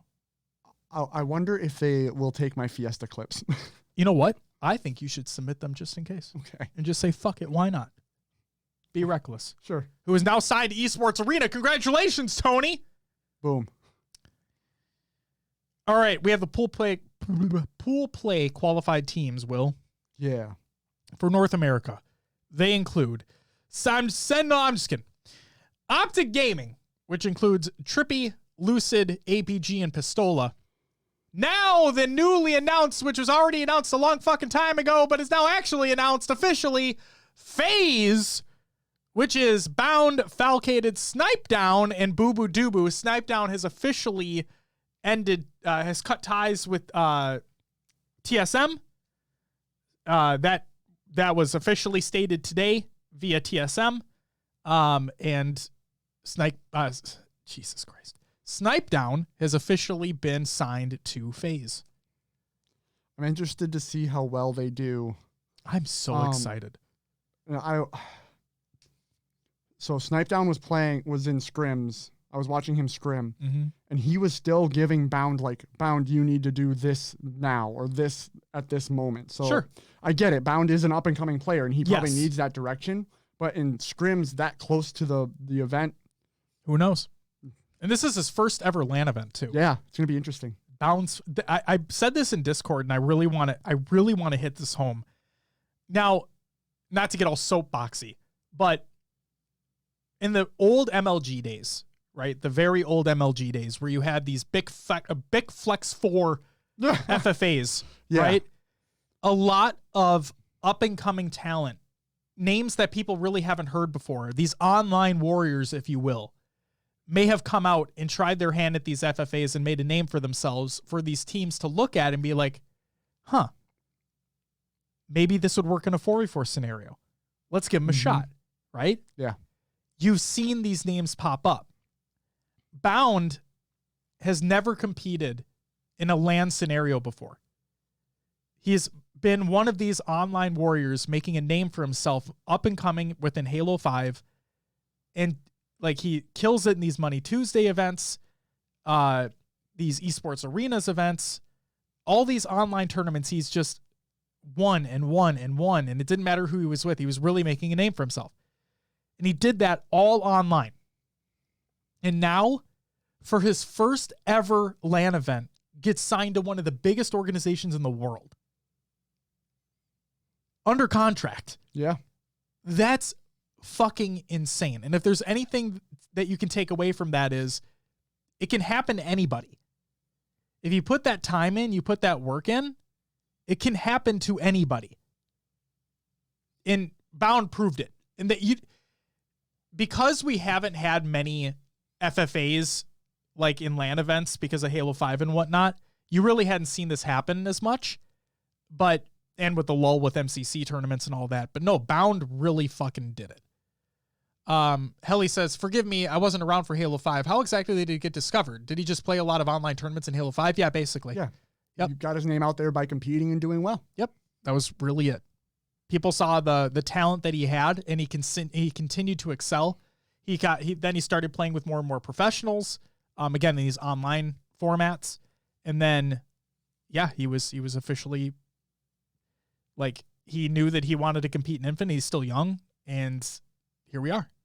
And it's crazy, and I love it. And I just really want people to understand that this can happen to anybody if you put that time in. If you have that drive and you want to compete at the highest level, he is literally doing that right now. And he came from online. So then we have E United. This includes King Nick, the king of all FFAs. Spartan, Rain, and Ryanoob. We have G2 Esports, which is Straight Sick, Arctic, Gilkey, and Sabinator. Cloud9, Stellar, Penguin, Renegade, and Eco. The Kansas City Pioneers, Soul Snipe, Talik, Druck, and Manny. I said talk. Just forgot there, a couple letters. And then Oxygen Esports, which is Common, Swish, Name, and Haynes. Again, that's 7 teams because Sentinels have been knocked out of pool play because of Royal 2. And from what we've seen so far, it does not look like they're filling it at this point. As far as we know. Yes, but I believe Maddie, noobcombo.com, tweeted out that if they were to go based off points and they were to put the next top team in pool play, it would be X set, I believe is what he said. So from the EU, we have Cartel, which is, oh wait, I thought Cartel got signed. Will, can you look that up for me real quick? Yeah. Because I thought they did. Cartel includes Snipe Drone, Legend, Shady, and Sika. OEX, which is the one I was thinking of earlier, is now Quadrant. Will, did you see this? Yes. The Lando Norris owned company, Lando Norris, an up-and-coming F1 star of McLaren, owns Quadrant, the company, and now OEX has been signed by Quadrant as Quadrant's first Halo or first esports team, if I'm not mistaken. And that includes SLG, Fragger, Nurex, and Tachik.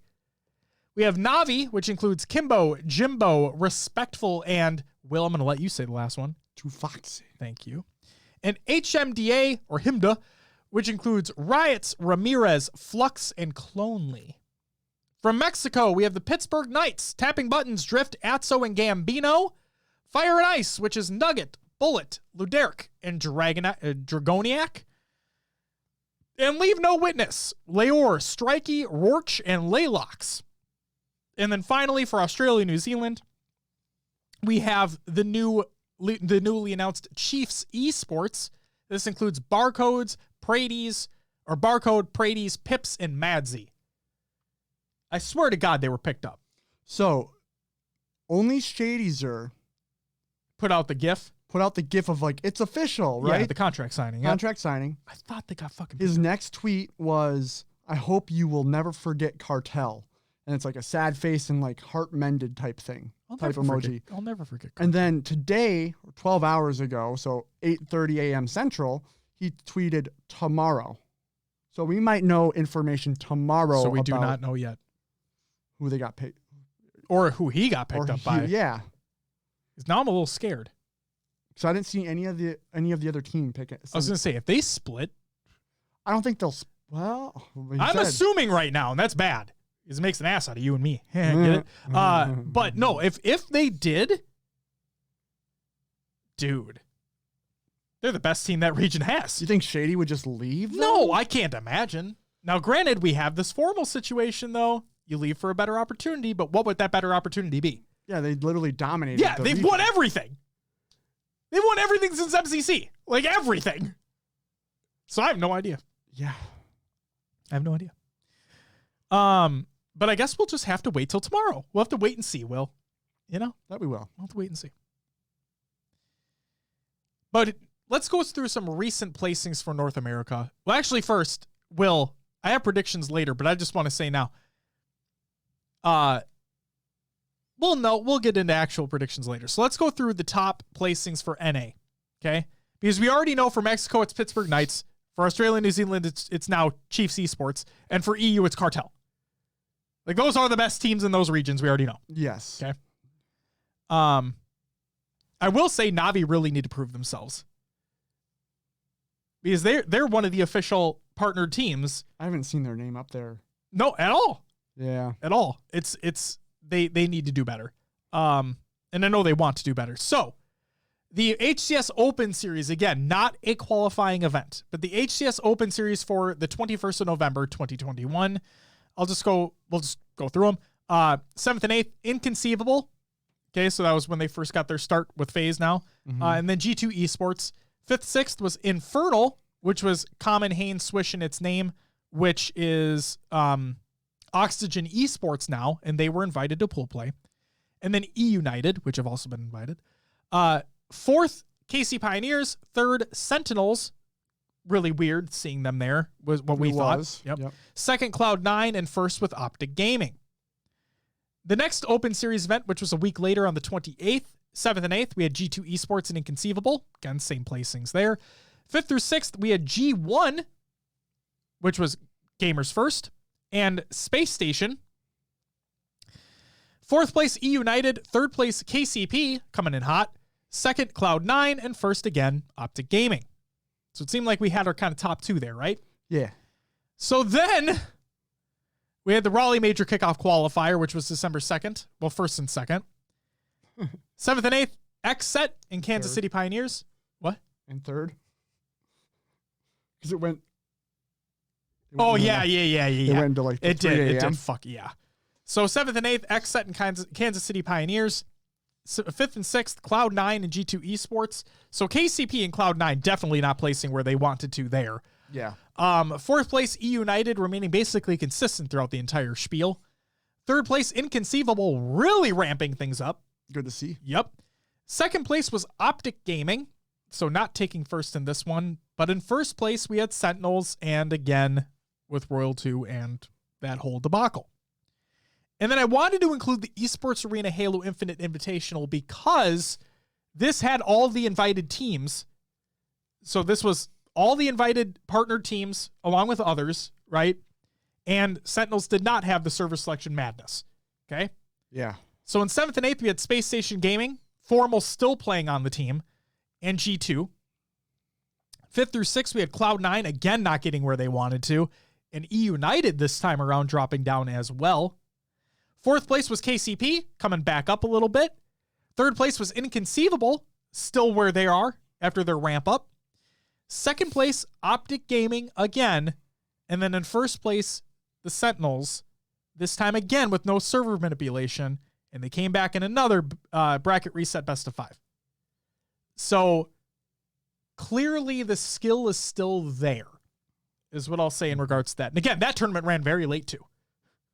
So there is one matchup I really want to see. And it's going to be FaZe versus Optic. Because you have Lucid and Pistola, who used to team in H5 with Snipe Down and Boo Boo Doo Boo. You have an ex-teammates going up against each other. It would be cool. I just love that storyline coming out of it. The other storyline that I really love, like as an old head in competitive Halo, is that Formal and Lethal are back together since their Reach days. Sure. So like that, it's because we talked about it on the show. Like, wouldn't it be cool if that happened? Although it wouldn't happen because, you know, they're a partner team and they have contracts. Well, lo and behold, it fucking happened. So I'm stoked to see that take place. And yeah, I'm excited for any team that Sentinels play against. That's really what I'm excited for, because Sentinels, all the stuff aside that happened, they have to have a chip on their shoulder this event. Sure. And sure. I understand that. I can't wait to see what they do at this event, good or bad. I don't care. I just cannot wait to see whatever team they play against. Just that dynamic that's going to take place. Like, oh man, what I really am excited for, and things got really heated between the two of these guys, but for the wrong reasons too, but Lethal and Spartan. Oh yeah. So if an E United Sentinels matchup happens at some point in time in this event, sparks will fly, and not the best way, is what I'm going to say. Yeah. I'm not going to say. We'll just have to wait and see. Okay. We'll have to wait and see what happens at the event. Let's wait for our after show for whatever the fuck Will's thinking right now. Okay, Will. Predictions, right?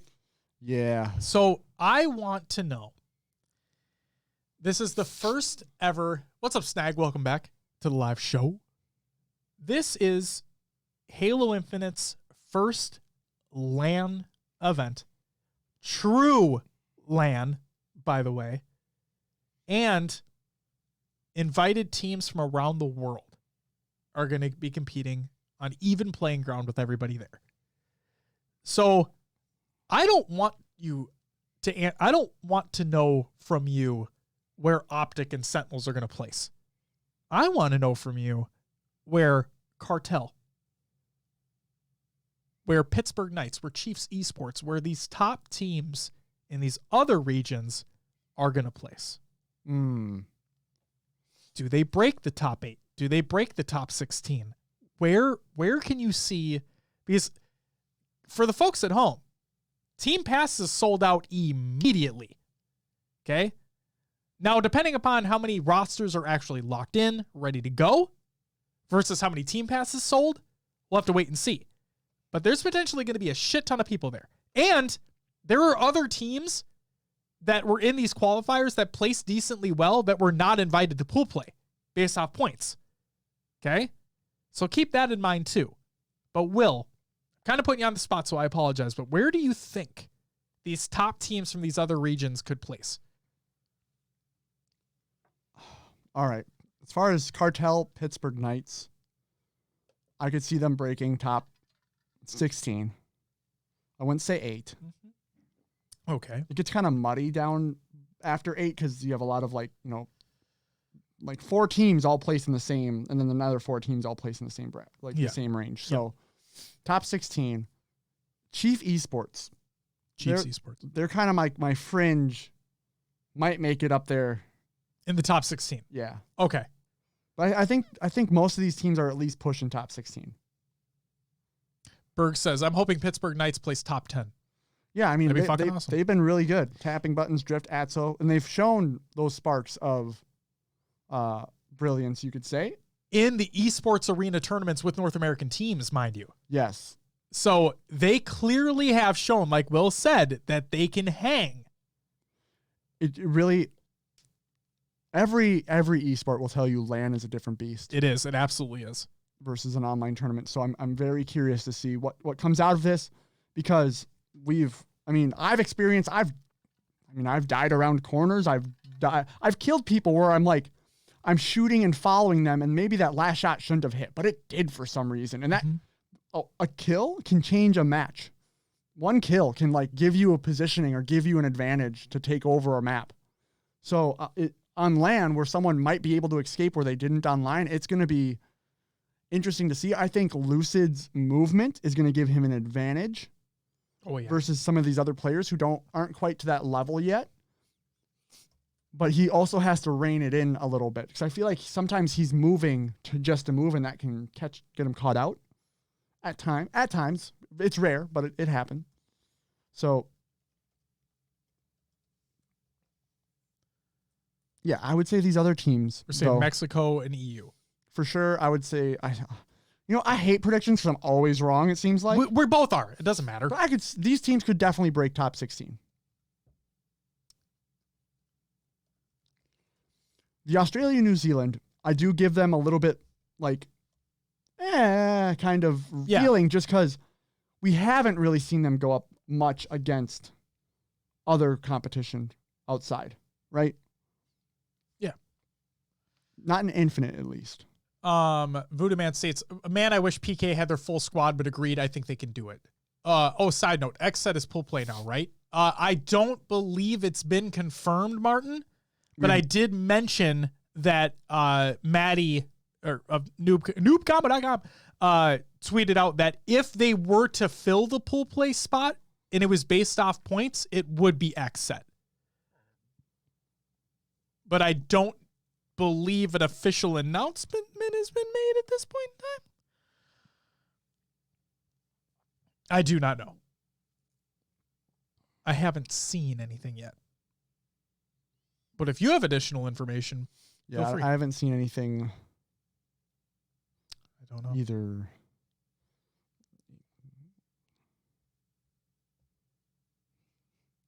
What about your predictions then? What are you going to throw out there? So, I have something ballsy here, Will. Because you're right. We're always wrong when it comes to these predictions. Well, actually, fuck it. We're not done with you yet. Okay? I asked you about the teams around the world. Sure. Let's get into the real shit. What do you got? Top 8. Top 8? Yeah, what do you got? Top 8. This is our pre-show. We got to say it.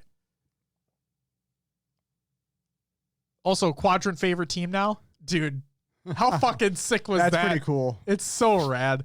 And then he says, man, PK with Payload would be a different monster. Agreed.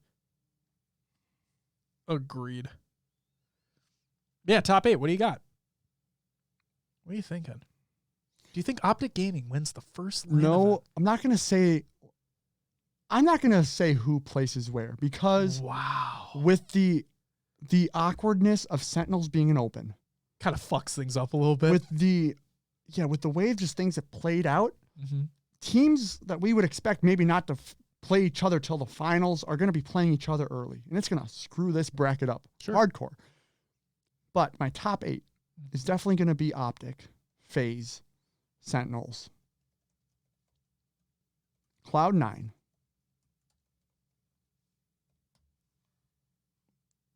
KCP will be there. It's 5. Okay. Do I put G2 up there? Do you put G2 up there? I mean, 5th, 6th, last, and they didn't place in the second one. Well, yes, they did. 7th, 8th. I'm kind of sleeping on United right now, too. Yeah. It's going to be just what the freaking last placements were, really. Sentinels, Optic, FaZe, United, Cloud9, G2, KCP. And then do I go with XSET or Sentinels? I think Sentinels will knock XSET out of there. Okay. With the way things have been going, I will say I could see XSET knocking out G2 or Kansas City and causing that upset. But I think the rest of the teams are there.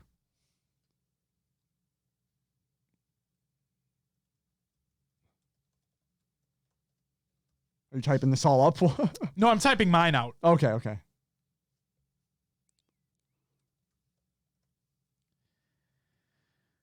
I'll get to type in here. This is tough. This is very tough. Okay. Oh, this is fucking tough.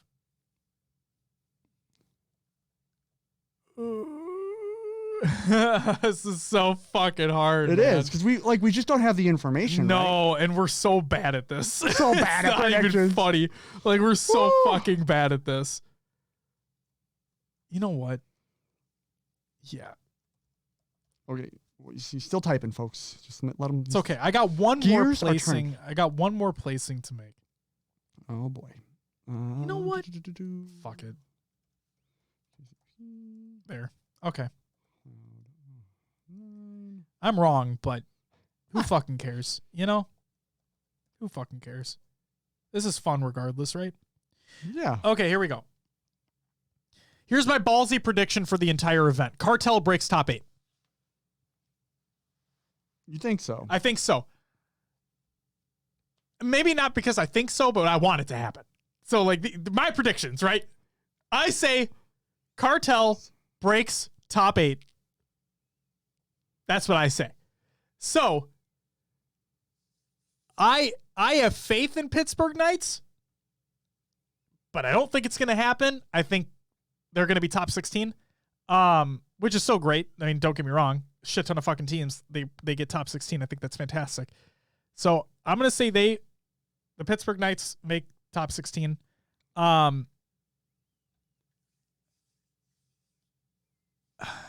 Quadrant.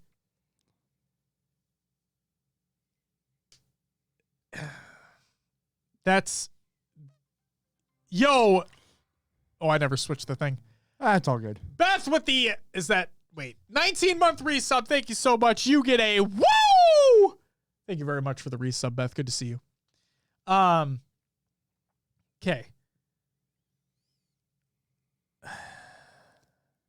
You think so? You have okay. I don't have the Australia-New Zealand team breaking top 16.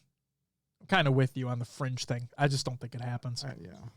Yo, Palsy, hey. holy moly, dude! The main is back. 5-month resub primer. Thank you so much, Palsy. You get a woo! That's fucking awesome. Let's go. Okay, let me go through my top 8.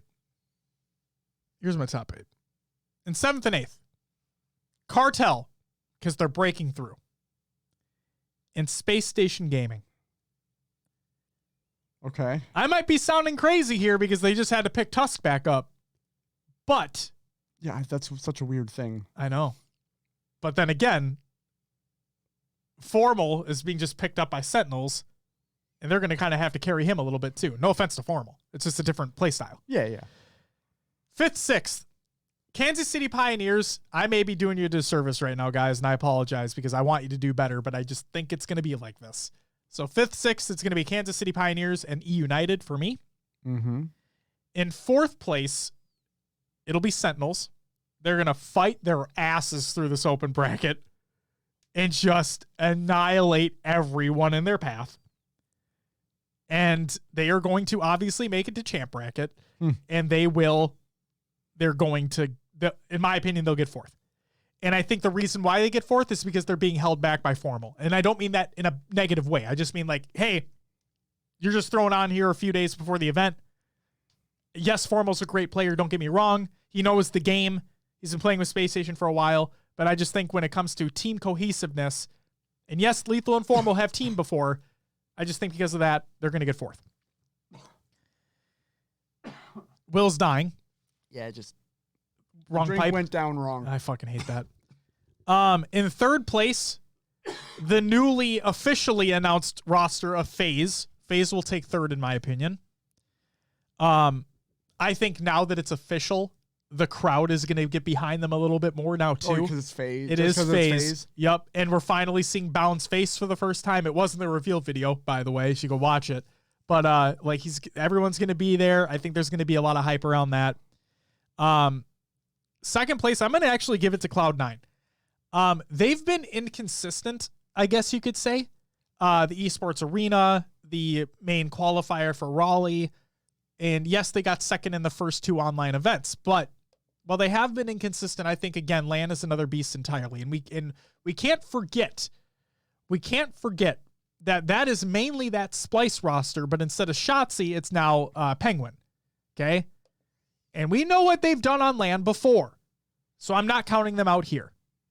So I truly believe that Cloud9 will get 2nd place in this tournament, which means, and I may look biased because of the hat I'm wearing right now, but I think based off consistency, and hopefully they're not waiting a long time for their next match, but I truly believe based off consistency and how well this team has been playing and how I think they're going to improve for the event, I think Optic Gaming wins. I think Optic Gaming is going to be the winner of the first Infinite LAN event.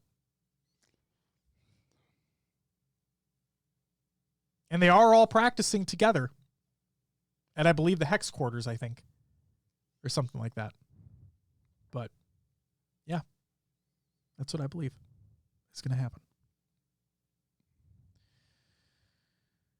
And Will, you have Optic winning as well. Or wait, no, you don't have placings. I don't have placings. I just said top 8 because it's so weird for the first event. And you have G2 in there, and I don't. I have Cartel basically in place of G2. Yeah. Okay. I don't know why. I think they're just going to be able to pull it out. Sure. And that's fine. Beth says, I want another Sen versus Optic grand final. I don't. I want Sen to be just a little bit lower, personally. But no, if they make it, they're good. Fucking good for them. Something that I want. I don't know. Like I want a FaZe Optic grand final, and honestly I would probably be rooting for Envy a little bit more than I mean, it is FaZe. Optic. It is Optic. I'd Yeah. probably be rooting Optic a little bit more than FaZe. Yeah. But with Snipe down on that team, I'm such a fan of his too Yes. that like I wouldn't care who won that grand final. I would just want a good fight. No, No. we got to root for Pistola Pistol and Lucid. got to protect him. We got to protect Pistola. Yeah. Oh my God. It's great, man. Got to protect Justin. No, I would be, no offense to Cloud9, I'd be fine with flipping them with FaZe if we got that grand final, 100%. But I just think Cloud9 is going to show up majorly at this event. Fair enough. Yeah. Like I said, LAN, and you said it before, LAN is a different beast entirely. And I just see it. I see that happening. So, who knows? All right. Like we mentioned before, we'll be there. We'll be there at Raleigh. So if you see us, say hi. And if the shipment is on time, which should be apparently tomorrow. Ooh. Apparently Day tomorrow. in advance. Yeah, a day in advance. Oh, that's super sweet. I'll show you that in a second. Oh, okay. But if the shipment is correct, we should have brand new business cards delivered tomorrow. Yeah, new cards. So we should have them for the event. Woo. Woo, indeed. And yeah, if you see us, come say hi. We'll be chatting. We'll be hanging out, having fun, screaming. We'll be there all weekend long, baby. All weekend long. So yeah, don't be a stranger. It'll be a fun time. And like I said before, I know we're all wearing masks and whatnot, but if you want a free hug, I'll give out hugs. Don't be a shitter. That's what I'll say there. Will, are you ready to move on? Yeah. Let's get into some regular news. Cannon Fodder Legendary Endings by Grim Brother 1. I'm not going to read through it, but you should. It's a long article. It talks about lore and stuff, but spoiler warnings. Just be aware of that. But go read it if you're interested. And also, that is the last Cannon Fodder by Grim Brother 1, and Haruspis actually is taking over, so congratulations to him. Halo the Series 2022 first look trailer by Paramount Plus. This is longer than 10 seconds. So, it's not that long, but like, watch it. It's awesome. It looks like they're going to do a good job. Very hopeful for it. Halo Infinite Memory Agent. This is by Halo. It tells the story of a special agent behind enemy lines who has no memory of who she is. It is a short 6-part Spotify exclusive podcast. Well, podcast. It's a series. It's an audio drama. There you go. Go listen to it. It's very good. We did it first. Different stories. I know. We made that joke on our segment as well. You? Nice. Yeah. Halo Infinite launch message is by Joe Staten, and I want to read it. And it states, today, this is on the release of it the 8th, but today, all of us on the Halo Infinite team are overjoyed to welcome you into the expansive and mysterious world of Zeta Halo. If this is your first time stepping into the boots of Spartan 117 Master Chief, let me tell you, you're in for a treat. If you've been with us for previous Halo campaigns, we hope that this one is your favorite adventure yet. We also recognize that this game is launching at an incredibly difficult time. The COVID-19 pandemic has profoundly disrupted families and friendships. It has radically altered the way we work and collaborate, as well as how we interact with each other on a fundamental human level. And honestly, some days, it's been hard to see the light at the end of the tunnel. While Halo has always been about combat, about stepping into the armor of a skillful sci-fi super soldier with a powerful arsenal of weapons, vehicles, and abilities, Halo has also been filled with bright colors and epic vistas, with soaring music and humorous characters. And Halo has always celebrated heroism and hope. Our sincerest wish is that this Master Chief story uplifts you, that it makes you smile and cheer, that it brings you closer to loved ones through the pure and simple joy of play. More than anything else, we hope Halo Infinite's campaign makes you feel like a hero, who might be battered and bruised, but who always finds the courage to rise and fight and win. Because that's what it means to become Master Chief. And now, once again, his story is your story too. It's by Joseph Staten, head of creative for Halo Infinite. Voodoo says, by the way, I'm interested in seeing the CDL news as there is some intel on the 12th team hype. Really? Intel on the 12th. The 12th already happened. What are you talking about? I'm confused. Martin, explain. All right.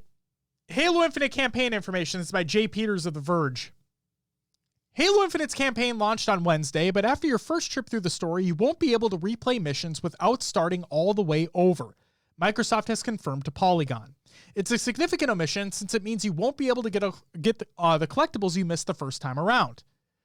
Oh, 12th team. What's up, Silos? Welcome. Since Envy has 2 CDL slots, who are they selling to? That's okay. Thank you, Martin, for clarifying. I was so confused. But that might not always be the case, though, as developer 343 Industries wants to add the feature down the line. The studio told The Verge, quote, "We haven't announced a date, but it is being worked on," end quote. 343 Industries Associate Creative Director Paul Crocker said in an interview. Quote, "We want to have replay that works well. And when you have a more open game, it gets a lot trickier," end quote, he said. Quote, "So we made a decision to improve the quality of the single-player campaign to ensure that, as a foundation, that it's as strong as it possibly could be so that we could then add the other features back in," end quote. It's frustrating not being able to play through missions again. Halo Infinite's campaign has some impressive set pieces and great bosses that I'd love to tackle without going through the entire story another time. However, there are some elements that do carry over between full campaign replays. According to Crocker, this includes data pads, which contain story-focused voice logs, and the hard-to-find skulls that, in past games, let you modify certain aspects of the experience, such as doubling enemy health. Replayable story missions aren't the only thing that was pushed back for the launch. You're going to have to wait at least 6 months for the time-honored tradition of playing through the campaign cooperatively with a friend, something you've been able to do since the very first Halo game. The goal was, quote, "from day one," end quote, "to make the game playable in co-op and allow players to replay missions. But," quote, "we just had to prioritize what we could get done in time," end quote, Crocker said. Halo Infinite playlist update. This is by Sketch. Here we fucking go. Hey everyone, last weekend I said I'd be back once we had updates to share around near-term playlist plans for Halo Infinite. I'm happy to report that a Slayer playlist is officially locked and loaded for the update this week. 4 new playlists, Slayer, Fiesta, FFA, and Tactical Slayer, just fucking call it SWAT, will all be added via services update on Tuesday, December 14th. As I noted last week, the team's original plans for a Slayer playlist included a variety of new variants that weren't going to be ready in time to deploy before the holiday break. To address player feedback for Slayer in the near term, we'll be releasing a basic Slayer offering to start, and we'll look to bolster and expand with more variants in a future update. Next week's update will also include adjustments to challenges, including removing some particularly frustrating mode-specific ones, reducing some requirements for others, making the weekly Ultimate Challenge less intensive, getting there is tough enough, and adding brand new challenges specific to the new playlists. Personally, I'm eager to check out a new challenge category that's based on accumulating player score, a small initial step towards performance-based XP. We'll have some more details to share on Halo Waypoint next week, as in this week. Lastly, on a semi-related note, please know that the team is aware of and actively investigating reports of and intermittent hiccups affecting some players in BTB over the last few days. That continues now, by the way. The issues are still present. Additionally, the team is continuing to review ranked matchmaking and player feedback around potential anomalies. Thank you to everyone who's shared constructive feedback and filed support tickets for issues you're running into. More to come. Have a great weekend. Fuck yeah. Keep submitting feedback so this shit keeps happening, please. The last news story that I have, Will. This is a big one, okay? Okay. Quinn Del Hoyo officially departs 343. Now, there's multiple times I've said on the show that we try to stay away from the overly negative aspects that happen in the scene, right? Yeah. But there was a breadth of negativity that took place when Halo 5 was released. Around the competitive nature of the game. We had AR starts, the radar was fully featured, all the armor abilities were there, so on and so forth. There was a lot of contention as to what was happening. And frankly, Quinn was kind of at the head of all that. So, the reason why I'm mentioning this now is because Will and I have hinted at these things taking place in earlier episodes of the show, but never called anything out head on in terms of him. because again, like we mentioned earlier with the Lethal and Adam thing, that doesn't get anybody anywhere. But in Quinn's post, he owns up to it. So I want to read it to you. Okay. Life update. Today is my last day at 343. After 9 years of dedicating my life to the glory of Halo, I've made the difficult decision to take on a new and exciting adventure. One that I truly believe is divine in origin and compels me and my family to take it. More on this soon.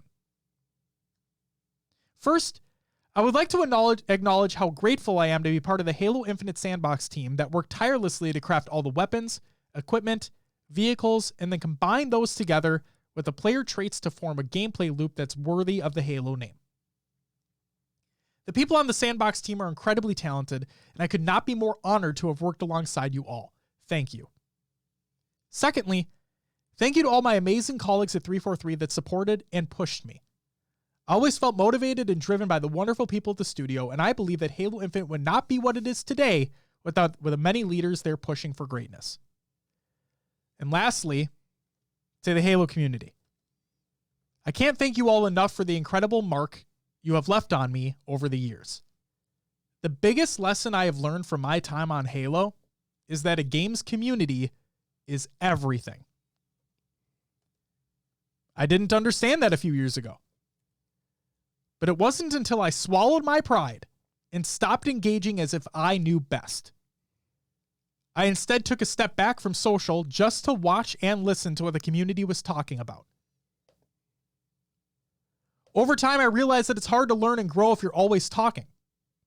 Since then, I felt like I've improved at my job to push for what Halo is while infusing it smartly and delicately with a twist or two. I plan on taking this lesson with me in my career. So again, thank you all for being who you are, Halo fans. Without you, the last 20 years wouldn't be possible. On that note, I believe the future of Halo is brighter than it has ever been. I believe in the team at 343, and I believe in all of you. Thank you, Quinn. So we owned up to his shit. That's why I mentioned that. Yeah. He did. I think they did a good job with Infinite, but I really think they did too. What came of it, stepping back and realizing what happened with Halo 5 and whatnot. And for those who were there at the very beginning of Halo 5 and the competitive settings, you'll know exactly what I'm talking about. So there you go. And then Silas, yes, we did talk about Foot Fungus 792's win. Yes. We did. We also mentioned that Echidna's team with Chilled You on it also won the Twitch Rivals event. So big things for the man of the future.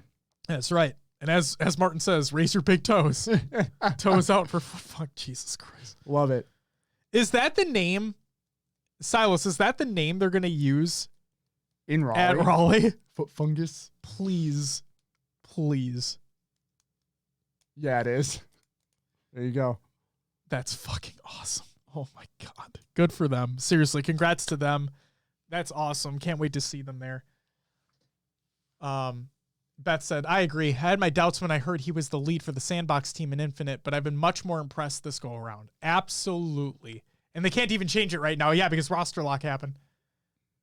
Can't wait till they hit main stage. Fuck yeah, man. Muggsy's livid at them? Why? Oh, fuck gives a shit. Who cares? I can't imagine what the other team names are in the bracket. Like, really. I love it. I think it's great. Let's go Foot Fungus. And 343 Guilty Sparkles. Root for us. But yeah, Beth, I'm very happy that he owned up to it. He's learned from it, and he's going to take it with him in his career, because we were in very dark days at the beginning of Halo 5. And yeah, that's that. Stag says is the reason I dropped Comp H5 in the first year. Yep. You and a lot of people. But hey, we're on to bigger and better things now. And yes, Quinn and his team delivered something special with the Halo Infinite sandbox, and they deserve to be commended for that. Will, that's it for the regular news. It's time for Call of Games Watch! Challengers updates. This is by Call of Duty League. Holy moly. Challengers Cups 1 and 2 will not award Challengers points. All matches will use an additional search and destroy map in place of control. Ladders will continue to award Challengers points. We look to introduce Challengers points and control to Cups in 2022. Okay. CDL ain't looking too hot. Nah. No. And Snag says, I'm still taken aback by the whole tweet. I respect it. Absolutely. And then, Will, you posted this. The 12th team update from CDL Intel. According to @KevinHitt, 2021 Esports Awards Journalist of the Year, Kraft Sports Group is acquiring the 12th Call of Duty League spot. Boston team? Some Patriots. Yeah, I was just thinking that. More okay. Can root against them even more. The Boston Patriots. The fucking New England Patriots. Yeah, Kraft Sports Group. Is that Robert Kraft? Yeah. Yep. Literally the Patriots are going to be in the CDL. If the this Vikings is true. and the Patriots. Holy shit. I was just thinking they don't lose. Yeah. God damn it. At least one team has a winning record. Oh, winning man. history, I should say. Who knows what's going to happen there. That's it for Cotton on the Games Watch, though. That's not a button. It's time for Will's Adventures with the Nailovers. And no other games, too, for this week. Therefore, Will, what'd you play? Halo Infinite. What do you know? Who would have guessed? I wouldn't have guessed that. A lot of campaign. I'm at technically 98% on the campaign. I need to go back and play and grab skulls and a couple audio logs because I can't replay my own missions. Yep. But, it is what it is. So I'm wondering if I grab those in another campaign and they carry over, my other campaign will just update with progress. No. You didn't get them in that campaign. Well, fuck. See, if you want your file to say 100%, you're going to have to go through it again. Nah, not doing that. I don't care that much. It's a stat. It's all good. Whatever. And I played some multiplayer as well. Nice. Because I've been getting my daily Got XP. your capstones? Yeah, I got the capstone. Am I the only person that doesn't like that sniper skin? I feel like I'm literally the only person that doesn't like it. It's okay. It's not like Beth, I know you enjoy it, if I'm not mistaken. Snag says, I'm 20 hours in on Legendary. I'm on the 3rd mission. Ha. Jesus Christ. Wait, the tower or no, the third mission. Don't say anything. Technically out. Oh, just don't say anything. Okay. He's on the 3rd mission. There you go. People considered weird things like. Oh, I know what you're talking about. Yeah. Anyway. What about you, Josh? So I also played Halo Infinite, mainly the campaign. I did 2 playthroughs. One was 100% playthrough on normal, which took me 18 hours of total game time. And then my second playthrough was a speed playthrough on easy with the bandana skull on to get the complete all the missions within 8 hours achievement. What is the? And I just fucking blasted. Yeah, and that took 3 hours. Unlimited ammo and grenades. Unlimited equipment use. Yeah, unlimited ammo, unlimited grenades, and unlimited equipment usage without cooldown. So I was just grappling everywhere, and I just plowed through. You probably didn't even have to kill a lot of enemies. Nope. I went to each room that required you to kill everybody first before moving on, and I just zip zap zippity bopped through it. And like I said, it took me a little less than 3 hours. And no, Snag, I want to make that point known. If you activate skulls, they do not deactivate achievements. Dun, dun, dun. Yep. And also it kind of makes sense because there is a lasso achievement in the game. And that means legendary all skulls on. And there isn't a specific setting for that. Like you have to manually turn them all on. Which one of the skulls is it's like picture mode. Yeah, there's no HUD. There's no HUD. There's no reticle. Nope. But just think, like I said, if you just no had gun showing either. But if you just had the nades, sure, the shock nades or whatever, you can just whip them out. Yep, just keep fucking throwing them. They'll die eventually. It says in the description of the skull, I tell you, it does not. It does not. At least I know for a fact the bandana skull doesn't, because I literally unlocked more than just that achievement in that easy playthrough.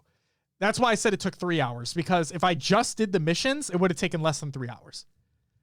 But I did a couple more in there, because like there were 2 that didn't unlock during my first playthrough. One of them was fully upgrading the grapple shot, which was weird because I did, obviously. And then getting the threat sensor, which you just get anyway. But those achievements didn't unlock, so I had to do it again. But trying to do everything without a guide, it's taking forever. So I did that mainly, except for the skulls that I knew were in missions, and the audio logs and the propaganda towers and the skulls that I missed in the open world. At that point, I'd already beaten the game and whatnot, and I'm like, fuck it, I'm just going to look it up and see where they are. I didn't care at that point. But no, I respect your decision 100%. So yeah, I played through it twice. My next playthrough will be on Legendary, and yes, I'm going to have the bandana skull on again, because this shit's going to be fucking fun. And yeah. The one main campaign achievement I'm still missing is kill a grunt that's been thrown by a brute. Yeah. Because I swear to God, at the beginning, this is what really irritates me. Those achievements that didn't pop my first playthrough. I swear to God, in like the first mission, a brute threw one and I killed it and it didn't pop. And that would make me believe that that's why the other ones didn't either, is because there's that first time playing the campaign right at the beginning. And maybe there's a connection issue, but it just pissed me off. So, Snake says, no, I don't recommend my method. It's stupid. No, play the game however you want. And that's another point I want to hit real quick, is that I love how, and I've talked to you about this, Will, I love how the game allows you to play the way that you want to play. Mm-hmm. If you want to explore everything, you can do that. If you want to beeline it to every main mission, you can do that. You're not at a significant disadvantage if you don't do everything and then do the missions. The game is designed so you can play it however you want. And that's fucking rad. Now just let me replay missions. But it's coming. Yeah. Eventually. Yeah, it's really good. Will, let's get into some shout-outs. Shout out to everyone who followed and subbed during the live show. We got a lot. So Paul Shee with the 5-month primer. Beth with the 19-month resub. Kill a Cow with the follow. The Beerin with the follow. Risky Drew with the follow. Oxford with the follow. Flawed MT with the follow. Cuddly Psycho 9 with the follow. That F1 guy with the follow. Speaking of which, we didn't talk F1. We didn't. We'll talk about that in a second. And then Tango 1 Enforcer with the follow. Thank you all so very much. Greatly appreciated. And I hope you guys enjoy the content. All right, let's briefly talk about it. So you didn't like the fact that he got it on the restart? I didn't like how the ruling was. So what was the... I didn't look deep into the rulings. What were the rulings? So, to my knowledge, Michael Massey he stated that he didn't want the race to end under a safety car. So he just let it be racing. But the problem is that there's a rule about lapped cars passing the safety car or something like that. Yes. And the lap previous to the last lap, they're like, no, you can't. And then the last lap, they're like, wait, never mind, go ahead. Oh. And it just, now Voodoo's going to know a lot more about this than I am. But now granted, could Mercedes have pit as well when Red Bull did? Yes. Did they? No. Is that on them? Yes. And Lewis's tires were obviously degrading because Red Bull pitted every fucking time they could to get fresh tires. Mm-hmm. So Max was consistently taking away a little bit of the lead that Lewis had. It came down to that last lap. But that ruling that took place really made it seem like it kind of fucked Lewis over in that scenario. But again, it could have been looked at as, hey, Mercedes, why the fuck didn't you pit when they looked at it as, well, we have this significant lead anyway. If we can hold out, then we're going to win. Sure. But race, you never know what's going to happen in a race. Yeah. But clearly that rule was not followed for that last lap. And Martin, you're right. Mercedes strategy team has been so sus this season. Yeah, they've been very, very wishy-washy, sometimes conservative, sometimes not. It's been odd. When Red Bull's like, we're fucking gunning, man. We're going to do this shit. Yeah. I guess all I saw was, I watched it after the fact. So I watched the highlights. I got bits and pieces. Yeah. All I saw was the restart, and Max just first corner lunged and got that inside and went. Yeah. So yeah, I guess the ruling is a little weird that they're like, nope, you can't go, and then oh yeah, you can. That for me was the kicker. But did that? So the yeah, you can go ahead affected Lewis then? Because it made it. I believe it just made it made it so. Was it because of traffic at that point, Martin? Justin says, I just don't think Max deserved that win. Hamilton was the better racer that day. They basically gave it to Max. So a little bit, but like we always say is that I'm not the biggest Max fan. Like I'm not. I think he's a little just he's he doesn't hold his composure very well. And he's a little shitter online, really, when it comes to his social media posts. But that's besides the point. He's an incredible racer, okay? If we're keeping the sport, just the sport itself. But Martin says, I think Max was the better overall driver all season long, but Hamilton had that Abu Dhabi win. Yes. Absolutely. And it clearly, and like Justin said, problem was that Hamilton had a 12-second lead with 8 laps to go, and Max would not have caught up from that. Sure. If it was just straight up, no safety car, no crashes, no nothing, go. But then if you say you flip this and this crash happened in the middle of the race. Well, I think there was one that happened in the middle of the race. I'm just saying for this happened in the middle of the race. Okay, sure. And then Max gets the lead after all that like that and then holds out the lead. You don't think about it as much because the crash happened in the middle of the race. Right. But we're also taking into consideration that rule that was basically not followed in terms of the letting the lapped racers pass when they shouldn't have been, because the rule is they can't. And then FIA or Michael Massey was like, nah, we're racing and go. Martin says, can we give some love signs though? Unreal third place to get him to finish 5th in the standings, finished every race. I think only one. Yeah. Fuck it. He had a great season. Absolutely. Fuck yes. Congratulations to him. But yeah, it was so, you couldn't have asked for a crazier last race to end the season. Literally tied in points going into Abu Dhabi, the last race of the year, or the season, I mean. And it comes down to, I mean, it didn't necessarily have to, but it did come down to the last lap of the race. And we've seen that before, but like the last race of the season, tied in points, winner take all, basically. And now, granted, Mercedes did win the constructors. They did. So Mercedes still won constructors, but yes, Max Verstappen won his first ever world championship title. Justin says, but Hamilton would have beat the record, then retired. Then Max is the future. But instead, some plug in 17th crashed. Latifi. Yeah, Latifi crashed. Latifi crashed. They made it so they're neck and neck to start, but Hamilton is on 35-lap old tires and Max is on fresh softs. I just disagree. Martin says, well, look at it this way. Next season will be all about Hamilton's revenge tour. How will George make an impact? Can't wait for fucking George Russell, man. Hell yeah. Is he going to hold up? Like, does putting Russell in a Mercedes make that much of a difference? Yes. I think it does. What about strategy? Is he going to be okay stepping back and being the Bottas? Yes, I believe he will.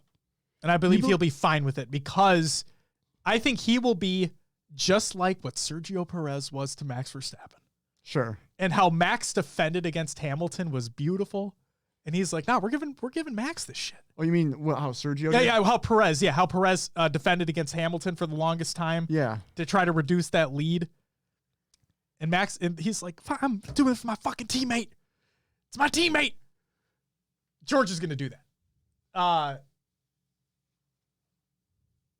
Can Max keep it up? Ferrari is supposed to be much better next year. They can win some races. This is perfect for F1. And I also want to say that every team should be on a much more, even Haas should be on a much more even ground because it's brand new cars for the next season. So as long as everybody is ready to go by the time the season starts, everybody should be on a little bit more of an equal footing. At least hopefully. That's the goal. So who knows what's going to happen there. But Mazepin's going to spin, so that's all that matters. Justin says, I had an analogy. It's like a hockey game being 3-1 with 2 minutes left in the game. And then the refs decide, fuck that, not exciting enough. It's now tied 3-3, and the team that was losing gets a power play. That's basically how it went. Actually, I saw, Justin, it's funny you say that because I saw somebody put on Twitter, it's like a soccer game or like an actual football game where they just took the goalie out. And they're like, go. Voodoo Man. So yeah, I checked. Sainz was the only driver to finish every race. Giovinazzi was the other until the last race. Very surprised by that. Yeah, but I don't like that. I'm sorry, Justin, but I just don't like the analogy because this is what the safety car is what happens in racing. It catches people up all the time. Right. That's the thing is that the safety cars are what it is. Like you can't control that. Like the accidents happen, right? Crashes happen. Bumps happen. Penalties happen. But when you have an established rule in your rule book that you basically were like, yeah. So I just, the cars passing thing. Yeah. From the video of the restart, it didn't look like it held anyone up on that restart. The two racers were able to go. I don't know the full context of it. I just know that this is what the majority of the complaints came from. Was that ruling that took place? I just don't understand how that I don't see how that. Anyway, Martin says Kubica finished above Mazepin in the standings. That's fucking insane. What did he race like 2 or 3 times?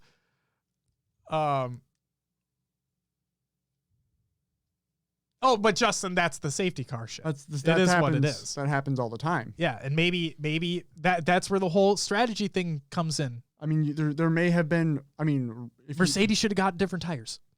They should have had a better strategy there. And then if you look back in other races, I'm sure Mercedes gained positions off of safety cars. Yeah.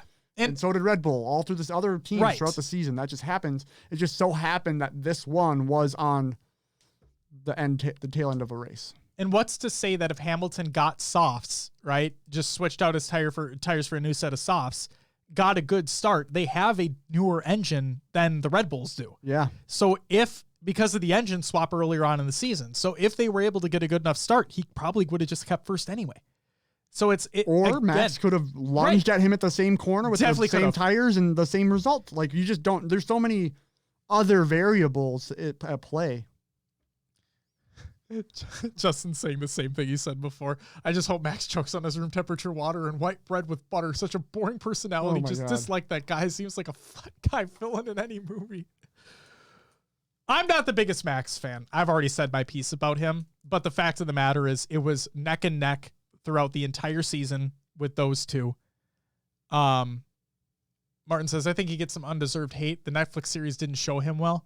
Agreed. And he's a passionate dude. Like he's a passionate racer. And you can absolutely be passionate. I just think he's a little bitch online sometimes in terms of his responses to things. And I'm not trying to put Hamilton on a high horse right now or on a pedestal because he has more composure online. No, I think they both have different racing styles. And we've seen Hamilton get away with some things that maybe he shouldn't have gotten away with. And maybe Max has been penalized for things that he should have been penalized for. It goes both ways. Mm-hmm.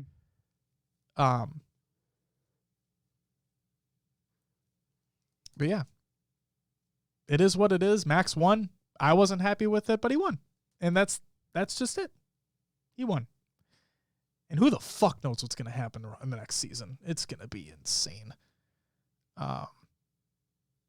Justin says, don't get me wrong, though. It did make me excited for next season, but super disappointed with how this season ended. So good, I guess. Who knows? We'll have to wait and see till next season. And yeah, Drive to Survive this year is going to be fucking insane. Well, didn't they already say that, like, this isn't included or whatever? Well, Mercedes didn't participate. I don't think if Red Bull participated. Or maybe Verstappen didn't participate. Who knows? They should, though. Yeah. I hate how it's like these top tier, the top of the top echelon racers are like, nah, we're not doing it. And I don't know whose decision it was, if it's theirs or if it's Mercedes or Red Bull, like, no, you shouldn't do that. We're not doing that.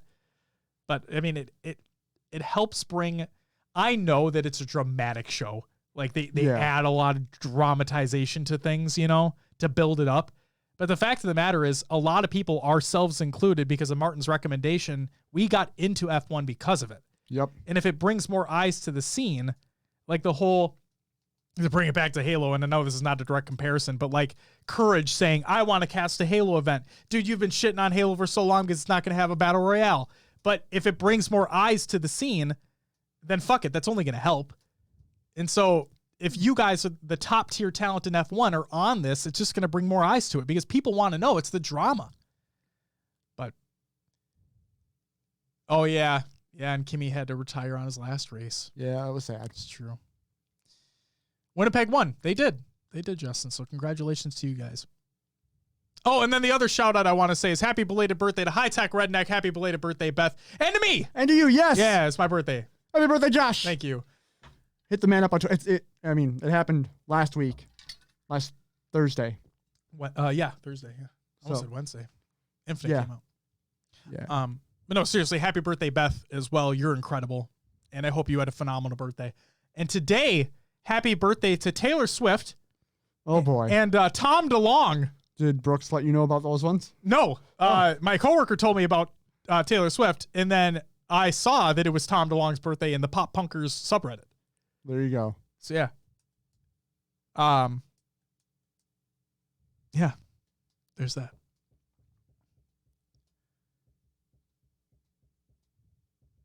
It basically did for you guys in F1 like Vision did for me in COD. That's unfortunate. I had a kid and a bunch of other Americans in the Discord teaching them CFL. Jesus Christ, it was hilarious. Oh, my God. All right. Community creations. We're almost at the live show, Will. I know we're running late. I'm sorry. Yeah. Halo memes every day. Reddit.com/r/Halo memes. Clips of the week number 135 by High Tech Redneck. Go check that out. It dropped today. Good night. Halo Reach montage by Double A. Check that video out. How I would fix Halo Infinite. This is by the Act Man. Another great video by him. He will be at Raleigh as well. And it was a really good video hitting on the points that we've already talked about ad nauseum, but just really good, level-headed talk about that. The many, not the few, a look at the sustainability of all esports ecosystems by ESI. Check out that video on Vimeo. Some great prolific people in the esports scene. How to stop grapple hijacks in Halo Infinite. This is by Standard Ace. Fun fact, all you have to do is get out while you're being grappled. And then they will stop grappling. Like it'll drop. Which is weird. It is weird. Puckett's Top 5 Halo Infinite number 3. Check that video out. KCP Halo answers your questions. Major Raleigh Q&A. This is by Kansas City Pioneers. Check that video out. And finally, Power On, the story of Xbox. This is by Xbox. It is a 6-part documentary series. Part 1 is linked in the show notes of the show. ! Show notes in chat. And you can find the other links to the other episodes of that documentary series in there. Fun fact again, Don Matrick is in there. And apparently that was his first interview, like since the whole debacle of the always online scenario with the original Xbox One. So go watch that. But yeah. That's all I got for the community creations. Will, while you plug the show, I'll stick around for the first part, but I'm going to take a piss. So please, great. Without further ado, plug the show. I was going to make it short and sweet this week, but now that you're stepping out, I got to drag it out. So sorry. So go. No, I was going to wait for you to say the one thing so I could say my thing. You can find us on your favorite podcast services. Just search for HCS Pro Talk. Find us on ones such as iTunes, Podbean, Stitcher, and Spotify. Pocket Cast! Yeah, leave us a review. Let others know about the show. Join our Discord. Join the community discussion. Lots going on in there.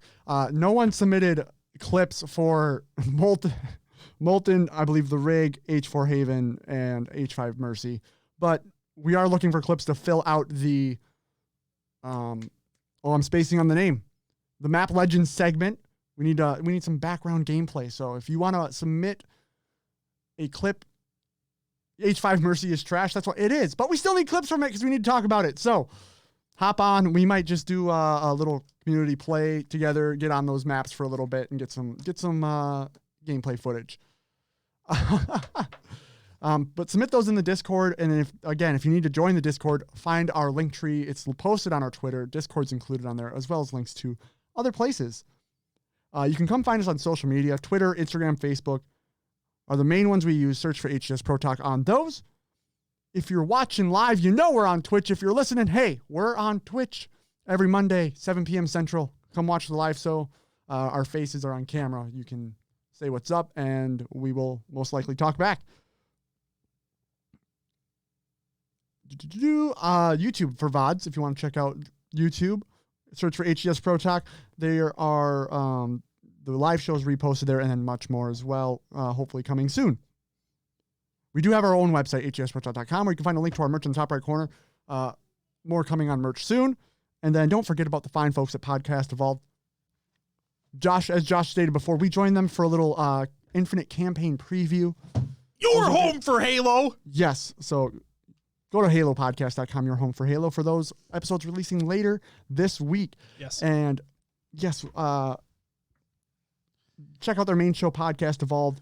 With the release of Infinite, they will be starting back up with the Mission Debrief series because, wow, there's more missions now. So there are. Halo Book Club, if you want book club information, if you want to read along and listen to them talk about it, there you go.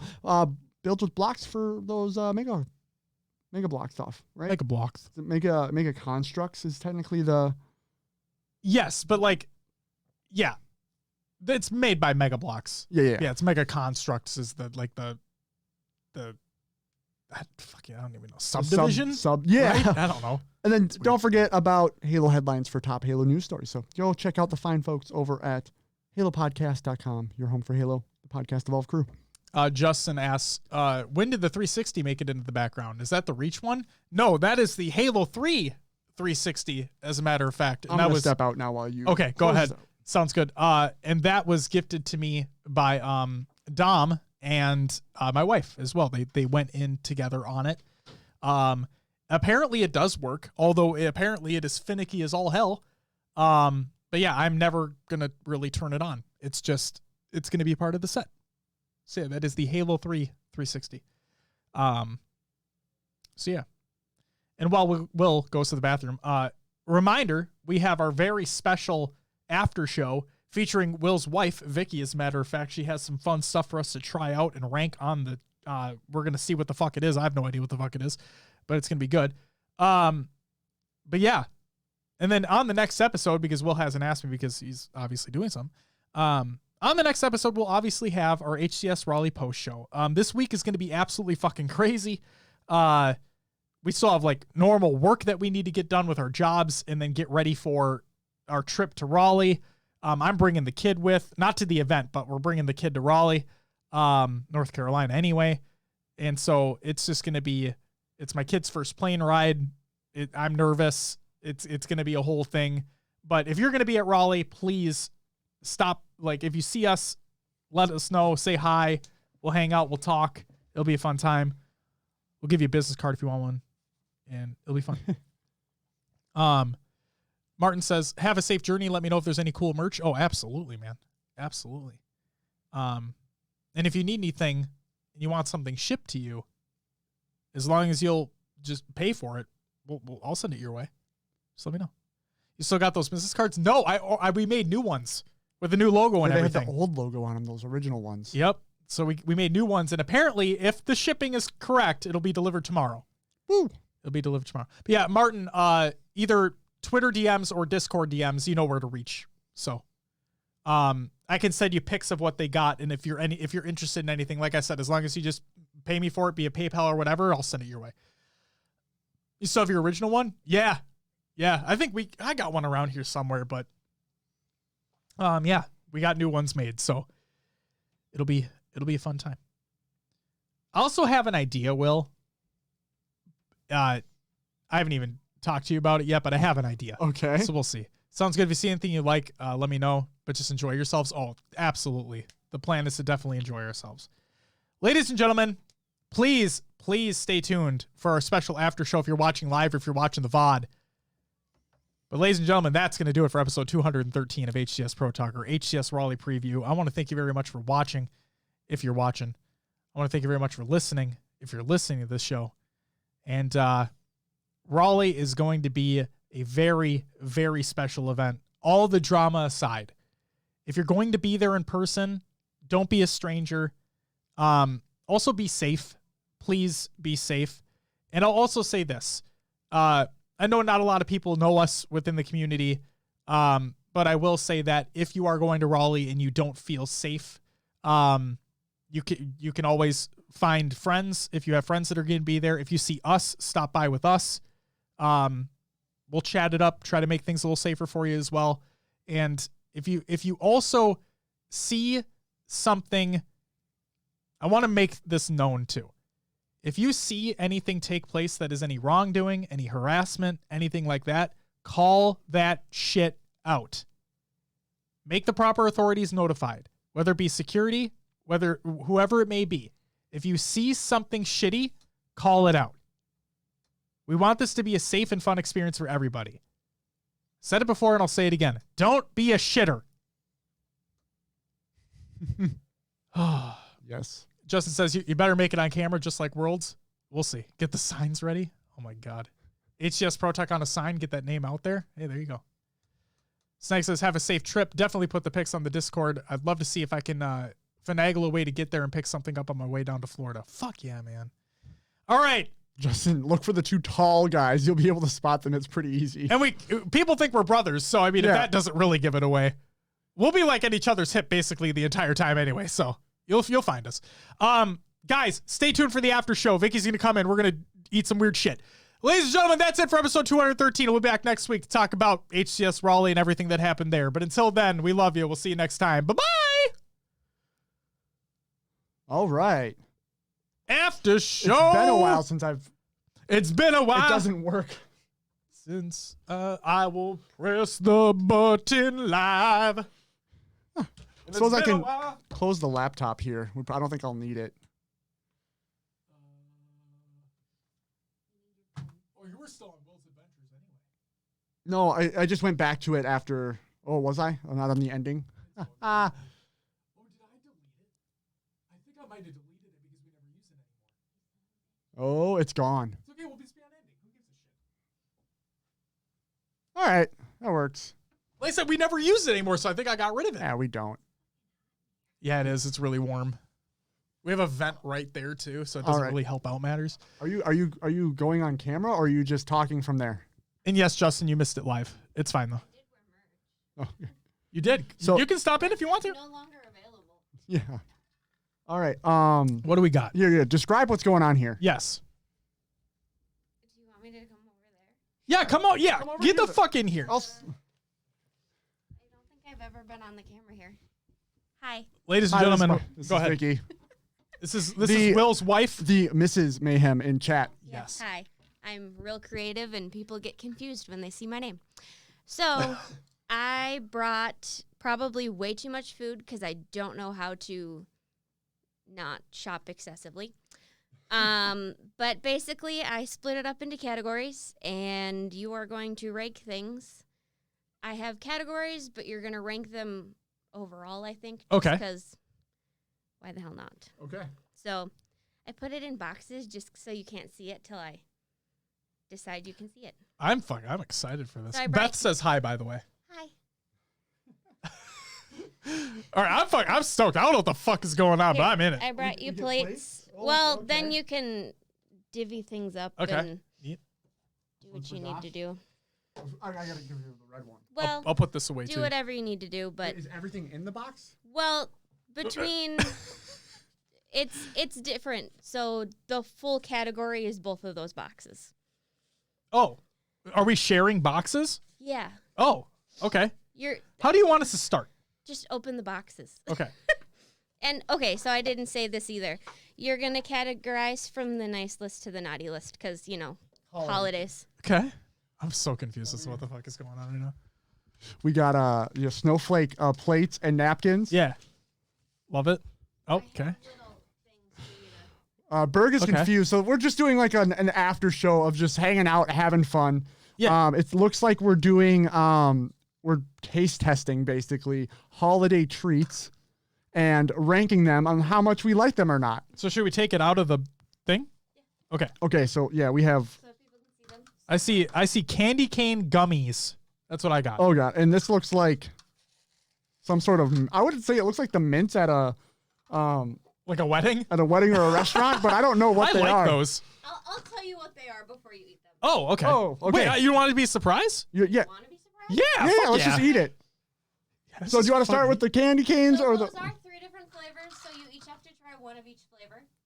Go ahead and take one. Ranking the 3 flavors. You want to take your 3? Go for it. So there's a red, a green, and a white, which makes me believe it's going to be cherry, lime, and either coconut or pineapple. And these are all the same. Those are all the same. You want to pour a little bit on mine? These look like baseballs. They do a little bit. Yeah. All right, cool. I'm stoked. Yeah. What are we trying first? Yeah, what do you want us to do Let's, first? this is interesting. I want to try this. Is it- Okay. Do we? Okay. Oh, that was Chewier. fucking weird. Not mint. It's like a. You know what that reminds me of? A gusher, but without the flavor, I was gonna say without the like liquid. I wasn't expecting that texture at all. No, me either. I like them though. Yeah, not bad. Okay. I like I these. think Linnea would love them. Do you want to know what they are now? Do we want to know, or do we want to rank first and then know at the end? I like that idea. Let's Okay, rank we're first. just ranking stuff. I do like these though. I'll eat the fuck out of these. All right, these aren't on camera, so I gotta. I just set them there. I can't see. Does she have one? Nice list. That's the naughty one. So yeah, you're good. I give Jeff the naughty one. So best, worst. Okay, That's not nice right now for me. that's nice. Okay. I like them. Do you? I think what we're gonna have to do. I should have saved some of that. I have more. Okay, because I'm gonna have to like retest things when we're like figuring out the full list, right? Oh, so just take bites is what you're saying. Don't fucking eat the whole white one like you did. It's candy. You just throw it in your mouth, Oh, I right? get it. All right, so you ate the white one first, right? I did. I don't like that. White's on the naughty list for me. I'll put my fucking that's naughty.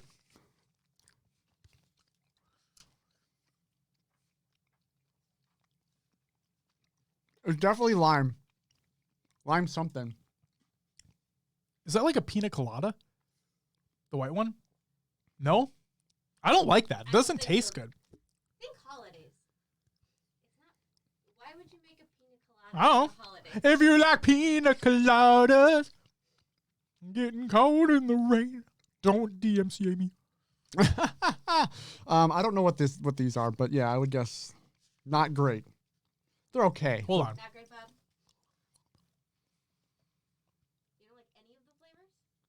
I like the green way more than the white one. I would say the green's the best, yeah. Green, red, white. Or green, yeah. From best to worst. Green, red, then white. Martin says these guys will never do the taste test. What do you mean? I thought that's what we're doing right now. Is there like a taste test or Or are you something? talking about do well in an actual taste test? Like guessing what taste it is. We will. Our predictions are always off, so. Do All you right. agree with those flavors, Josh? I wish these were easier to chew. That's the thing, too. That's another part of it, is that they're not great to chew. Mm-mm. It lowers that ranking a little bit. But do you agree with the flavor? This didn't taste limey to me. I don't know what it tastes like. I I'm gonna- can't tell Well, either. it's holidays. I also can't tell if this is cherry or if it's cranberry.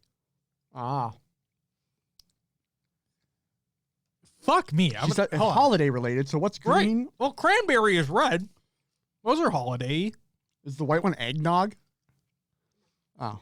Nope. No, it that's didn't. the wrong It guess. definitely didn't taste like that. I just. I'm gonna go grab the next boxes while you're. All right. Oh, this isn't it. No, there's so much more. Oh, I'm excited. Yeah, there's more. There's more This to come. is fun. I don't know how to not go overboard. Give me that box. This is really fun. Thank you for doing it. I like candy. This is fun. This I wanna is so keep eating fun. these. Those are so good. Okay, great. What? My blood sugar. Oh, I was Okay. going to show you this too. Okay, there's checking something out. So this, I did that, right? Mm-hmm. Okay. And then that. And then if I do that. Oh, That was cool, right? that's pretty awesome. Yeah, it's pretty cool. Well, the next ones have wrappers, so you're gonna be able to see the flavors. Okay, I can't tell what the flavors are for these, but these are on my nice. I like these ones. Those two. Yes, I don't like the white. Which flavor do you like better of those two? Ooh, probably the red. Yeah, just because like I can't. I don't know. Probably the red. But these are on my nice list. Oh, these have. We're diving in. Oh, what the they have- fuck are these? So Oh, ooh. These are listed, so we're gonna know what these are. Sorry, Natana, you can't have these. Oh, what? Ooh, what the fucking shit? Here's a. So you get one of. There's get those? that for you. There's that for you. Oh man. Oh. Well, we know what these ones are. Yep. yeah, that's some of them you'll know because they're in wrappers. Sorry, guys. No, this is fucking. If you guys don't like this content, fuck you. No, it's just like Sorry for the wrappers. I feel like we need to That's get fine. Vicky a mic just so like I'm she can announce things no, as my we're. voice is annoying you. So here we go. Okay. Okay, what are we doing first? So hold on. Let's go through what we know we have. So we Okay. have Reese's Big Cup Peanut Brittle. Okay, it's a peanut brittle flavored cream That's hard. To with crunchy peanut butter. And it's a big one. That's right. Snaggy says he's enjoying it. Good, Let's good, fucking good. go. Let's go. We have a Lindt Snickerdoodle truffle. Ooh, that sounds legit. Snickerdoodle. Okay. Then we have a gingerbread cookie Kit Kat. Okay. Justin says this brings me back to Taco Bell episode in the old Yes. Canadian candy taste test.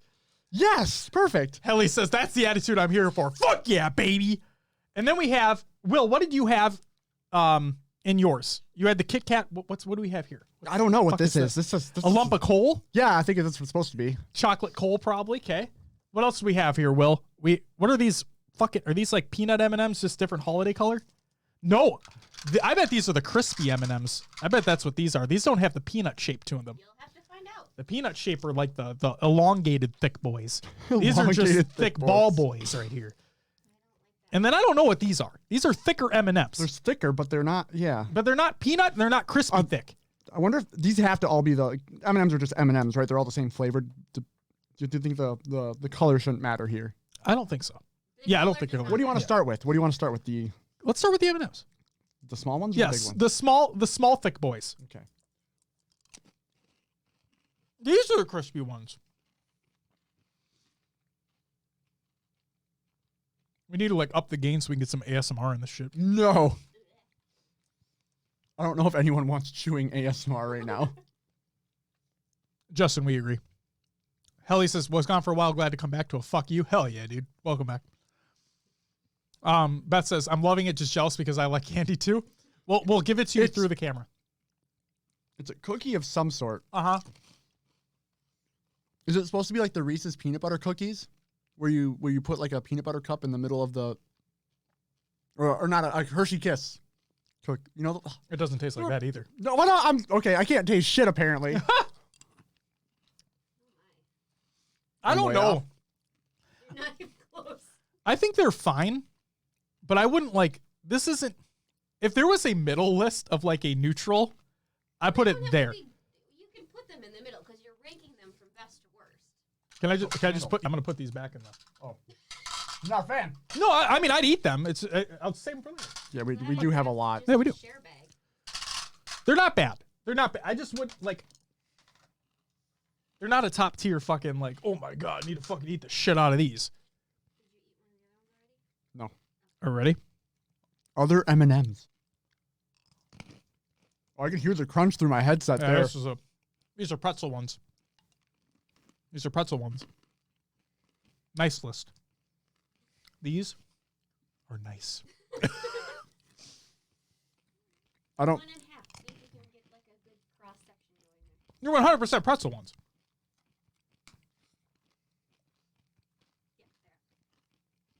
They're great. They're called snowballs. Oh, snowballs. Ooh. I fuck with these. Those are good. I like those more than those. Really? Yeah. So are those on your nice list then?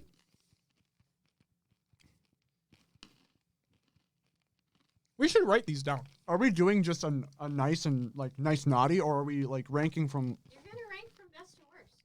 There is another pen over here. I'm holding it. You're fine. You can keep it. I can grab one from the thing. You're good. You get me a Post-it? Yeah, I'll just use the Post-it. I don't know how many I'm gonna need. You want to get me one, please? Hand me a Post-it, please. My Post-it. Fuck you. I stole those Post-its from work. My work doesn't know yet. I mean, now they do. I don't think they listen. Clip it and send it. Those were good. I fuck with the pretzel. Are either of you allergic to anything? Because that would put a damper in the post show. I'm good as far as I know. My wife is allergic to peanut butter or peanuts, so she can't obviously eat that. But She should be asleep by the time you're done because she's got a migraine. well, I mean, I just heard what happened to her earlier. I think Did she tell you what happened? No, what happened? Like what she did. I'll show you a text later. It's bad. Send Natana your good vibes, everybody. That's what I'm gonna say. Have a great day. Okay, so I'm gonna do both sides here. So I'm gonna say naughty and nice on one side, and then I'm gonna do my rankings on the other.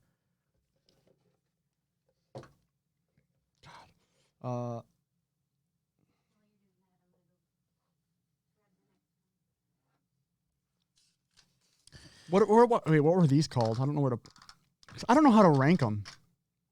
It's based off taste. Or like, I don't fucking know, man. All right, so naughty is the fucking white candy cane gummy. Nice would be the red and green candy cane gummy. What do we got for me? We had whatever the fuck those things are. Well, we never got told what the white balls are. What are the white squishy balls? Oh, you didn't want to know till the end. Well, I want to know what they are now for rankings and whatnot. Okay. What are they called? Welch's Fruit and Yogurt Snowballs. Why did I like those so much? Because I fucking hate yogurt. Strawberry flavored. Why do I fucking hate yogurt? Would love those. Seriously. Okay, so that's definitely on the nice list. We're going to say yogurt bullshit. Yogurt? We're going to say yogurt balls. What? Okay. Do you want to know the flavors for the candy cane gummies? I do. Yeah. Okay. So the red was cherry. Oh, so what's cherry? Okay. It was cherry. Cool. The white was sugar plum. That didn't taste very good. And the green is candy apple. Oh, it was apple. Okay. I like those. What were these? Those are white chocolate sugar cookie. White chocolate. It felt diluted of a flavor. All right, so we're going to say white chocolate M&M. And then we had the pretzel M&Ms.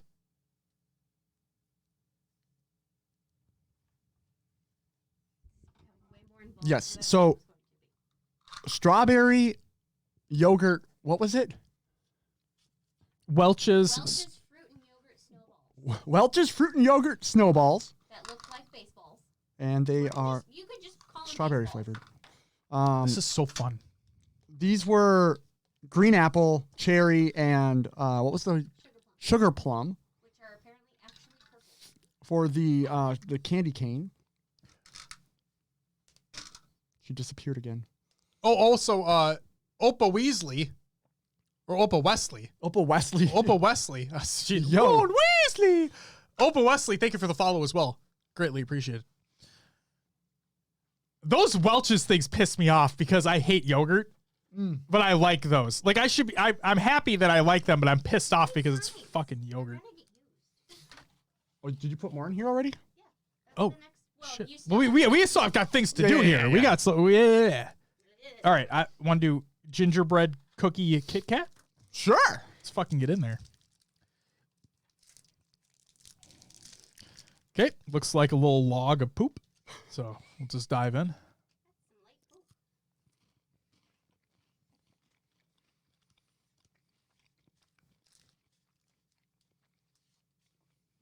It's an aftertaste. That's weird. At first, I'm not going to lie. When I took a bite, my first thought was coffee. Yeah, I get that a little bit too. I can smell coffee. Right? And then the aftertaste and the middle taste is like a gingerbready weird shit. It's not bad, but it's not good. You know? I'm going to say naughty just for the sake of it, but it can't be nice for me. I'm just going to hand you these.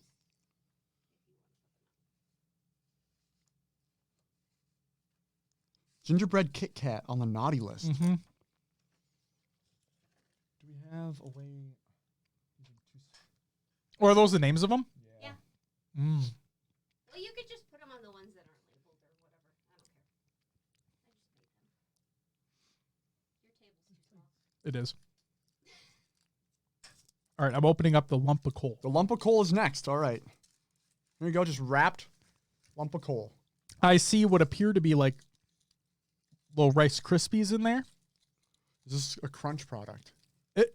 Is this a Crunch? Is this a Nestle Crunch branded product, Vicky? Oh, okay. That's definitely what that is, though. It is just an unbranded Dollar Tree product.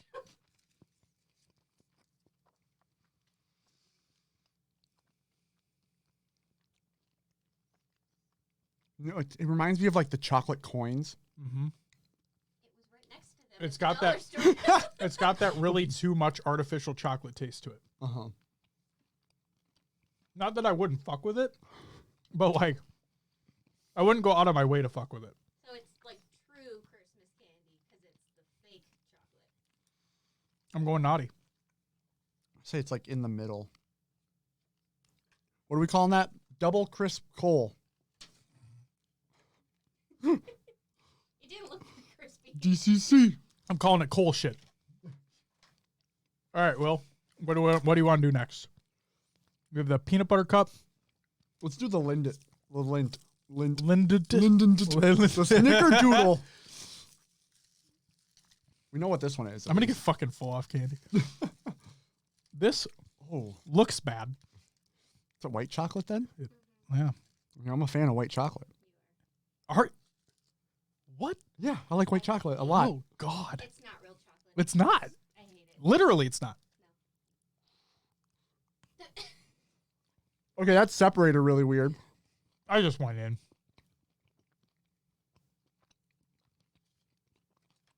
Snickerdoodle. Naughty as fuck. Ugh. Do you not like snickerdoodles? I do. I don't like that. Oh my God, I don't like that. Mm-mm. Because of the white chocolate? Fuck, that's not good to me. Oh! Sorry. And the worst part is, it's like with a Lindt truffle, the middle like dissolves and it just envelops your mouth. And so my is like, this is all over my fucking Take mouth. a drink. I gotta finish it first. Did you like it? Yeah, I thought it was decent. Oh, it's fine. Is that on your nice list? Yeah, it is. That's definitely my naughty list. It's not on your salt list? Hmm? He has N-A and N-I. So isn't that salt? Yeah, naughty, nice. And I like your periodic. Table? Yeah, I like that. That was Is there good. any salt? Do I win? I really do have to take Did a I drink. Science? It's NaCl, isn't it? Maybe. For salt? Yeah. I didn't. I have science. I have I can smell the peanut butter coming off of this thing. Holy cow. It's a Reese's. And It's peanut peanut brittle. brittle. Whoa. Don't break it too.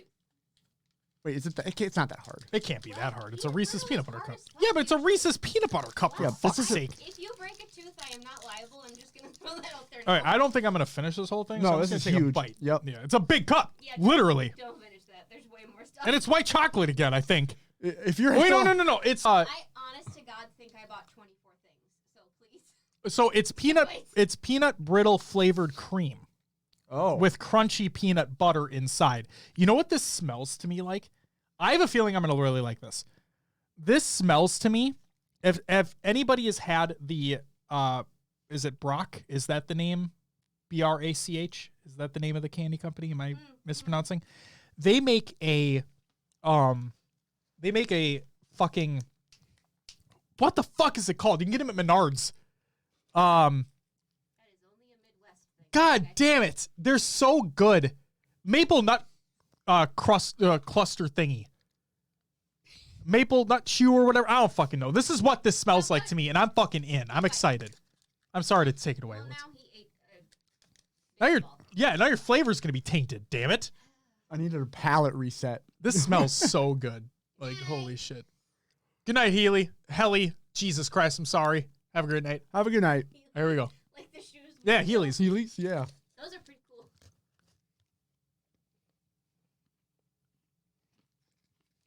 I'll fuck with this. There's actually like big peanuts in there. Literally crunchy peanut butter. Yeah, that's good. Mm-hmm. I don't need it to be big though. Like No. a normal cup would have been fine. Even a mini one would have been good. I think they had to do the big cups because of the peanuts in them. Full-size peanuts. Yeah. Oh, that's good. That's nice as fuck. Beth says she has to try the lint because she can't Yep. imagine anything snickerdoodle tasting bad. Apparently it does. Sorry, Beth. Oh, man. That was great. Well, according to Josh, it tastes bad. Yeah. The lint one I didn't like, but this is really good. The snickerdoodle. I wish Natana could eat peanuts because that Without dying. right, because that legitimately tastes so good. I like that a lot. You get that little bit of the peanut brittle start, you know, when you bite into it. Then obviously you have an envelopment of peanut butter, but then the aftertaste, because you still have probably a little bit of that cream. That's really good. I like that a lot. Oh man. That's fucking promise ridiculous. it's not the berry bots. None of them are vomit. Oh, okay. You're right. You said holiday flavors. There are 5 different I like how flavors. literally we each take one of each. There are That's 5 fucking different funny. flavors. I have Alright. more in my hand, but there aren't a ton of each. Beth says, does anybody else remember back in the day, like late 30s or early 2000s? You're talking about late Late 90s? The 30s. Reese's had a cookie on the bottom. I love those so much, and I never see anybody else mention them. I don't remember. Heard of that. I don't. I don't remember those. Nope. Is that like a Texas only thing? Am I missing one? This one. Yeah. What do you got for me, Daddy? And then looks like snowman jelly beans Ooh. of a sort here. Oh God. They are called snowman poop. I thought they were. I bet these are related to the bad. podcast. I bet these are bad. They're called snowman poop apparently. Who are they made by? Or does it not say at all? Don't read the ingredients. No, we're not reading the ingredients. Oh, sorry. What's the brand? Boston America Corp. Okay. Yeah, I bet these do not taste good. Sounds very. I bet they don't taste good. But who knows? All right. What do you want to start with, Will? Let's go for the snowman With poop. Why snowman? not? All right. I Jesus feel like Christ. you have to make a poop joke after this. Ugh, fucking hard. They're hard. Are they? Like the dried dog shit in your yard after winter? Is that why they're white? I don't know. Is that cinnamon? 90s. Beth did say 90s. She's not quite that old. Yeah, Beth, 90s, not quite that old. Is it me or did that have like a spice to it? Yeah, there's something. That's weird. Cinnamon? I don't know. I felt like it had like a spice to it. That's fucking weird. Go again. I'm Other not- side of the mouth this time. Different taste buds. Nah. Like, did you grab the right one?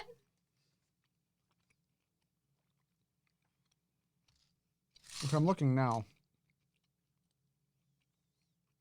No. Not at all. Hold on. Yeah, no. It says cherry flavor.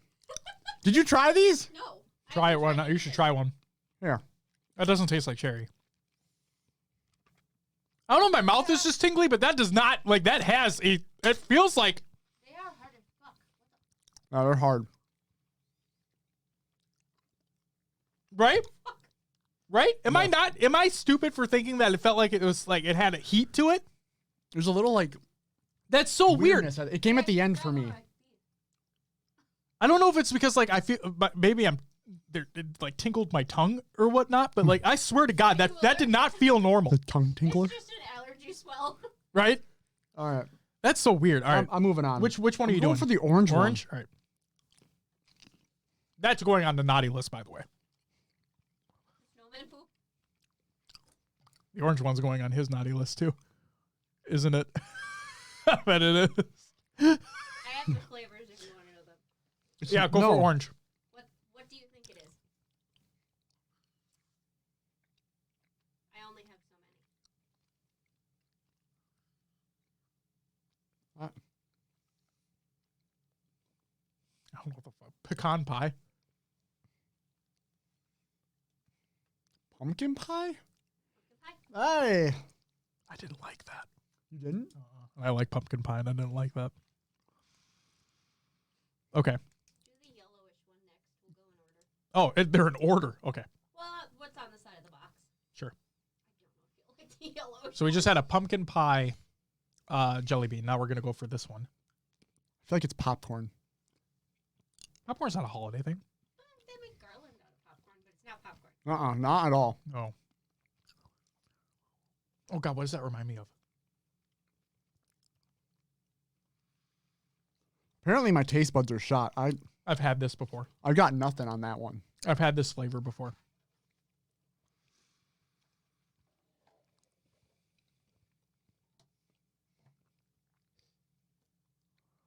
Fuck.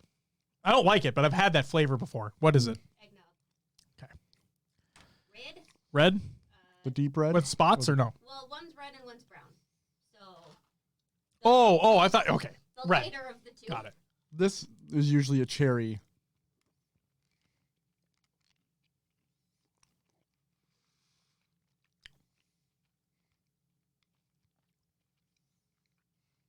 Was that cranberry? Yeah. Cranberry sauce. Sauce. Sauce. Now do the brown one. Okay. That sounds gross. It's going to be fucking like turkey or some shit. Gravy.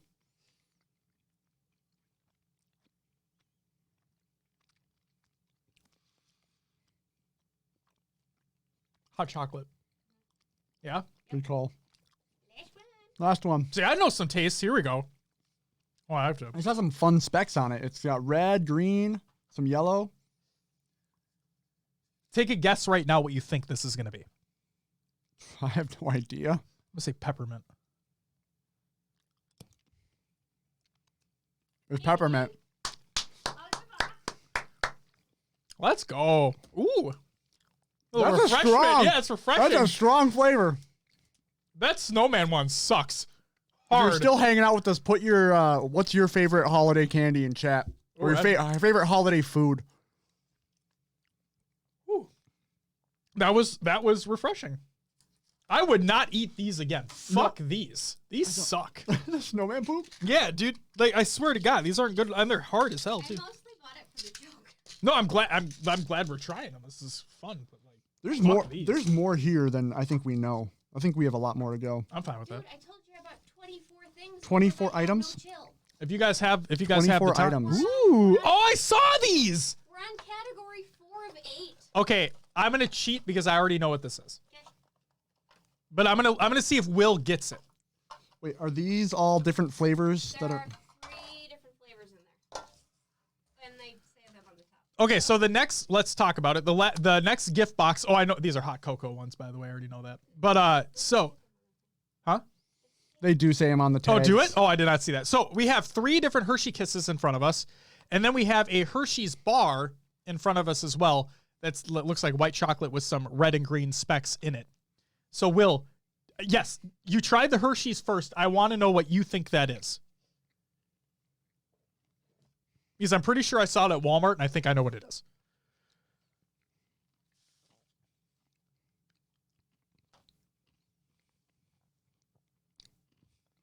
All I taste is the white chocolate, but then I get like the That literally like tastes like cookies and cream.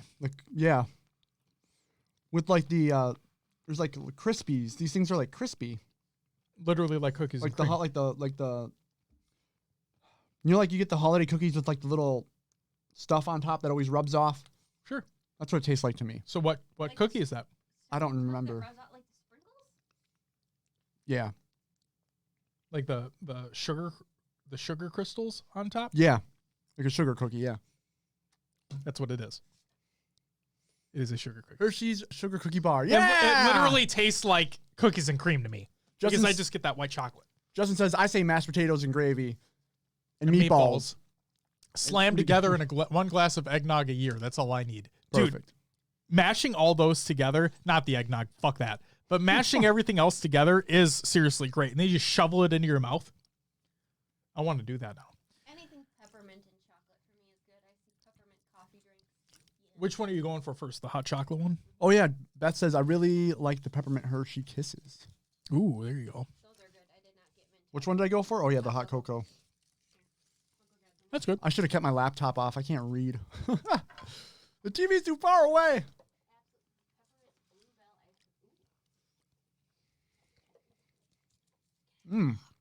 I don't like that. They're No. okay. We have a whole box of them. A whole bag of them. I'd put them on the naughty list, to be honest with you. They're not as good as I remembered. Beth says, actually, scratch that. My absolute favorite is peppermint bluebell ice cream. Oh, I don't know if I've ever had it.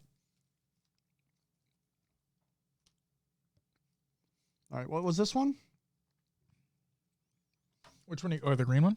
Yeah, the green Hershey Kiss. This one is the sugar cookie. Why the fuck? I fuck all this white chocolate bullshit. Apparently, it's more prevalent during the holidays. That tastes more like a sugar cookie than their fucking bar does. It's the same brand. I know. Yeah. I'm assuming it's the exact same chocolate. That tasted way more like a sugar cookie to me than their bar did. Beware the cherry one might explode when you bite into it. Oh. Yeah, these Okay. are the cordial cherry ones, right? Cherry is the last Hershey Kiss. That's a nice one. Yeah.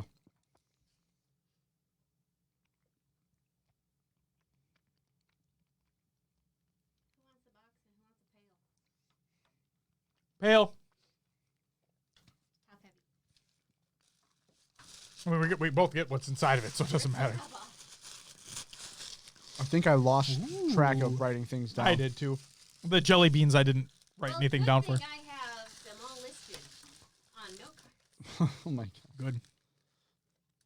You don't have to eat all of them. I just thought it looked fun. It does look fun. Oh, this category I called Suck It. Just This category that we're now in, what we've had. Is there other? Shit. I didn't name any other category. This one She was all things that she didn't name any of the other food categories. Just this one's called Suck It. This one was called Jelly Bellies. Oh my god. So we have candy cane Tootsie Pops. Well, Would you like Santa or Rudolph? ooh. What colors are they? they're both the same flavor. They're both the same flavor? Oh, then whatever you don't want. I'm just gonna mix these up. I don't know which one's which. Sure. Can I predict which one I'm getting and be wrong? Sure. Santa. Oh no, you got Rudolph. Told you. I was wrong. Lip Pops. Lip Lollipops. Um, I already know what the flavor is. Yeah, well, dollar store. I know you're a fan of Tic Tacs. I do love fucking Tic Tacs, dude. We get Jolly Candy Cane Tic. Are they both the same? one's naughty, One's naughty and one's nice. Well, I'm not gonna like Literally. these. I already know that. sinfully cinnamon. I like the fruity.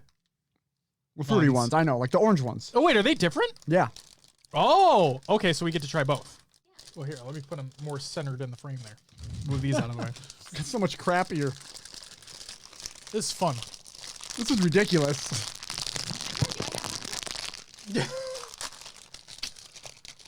Will, are you opening up your package? Yeah. Sorry. All right. Oh, see you later, Snag. Have a great Snag, night, thanks man. for hanging out. Love you, dude. Have a good one. Hope to see you in Raleigh if you're going to make the stop out on your way. I feel like we gotta like pose with these for this camera. Fucking kill me. All right, ready? Yep. Hold on. Is that okay? That's okay. Mm-hmm. It's great.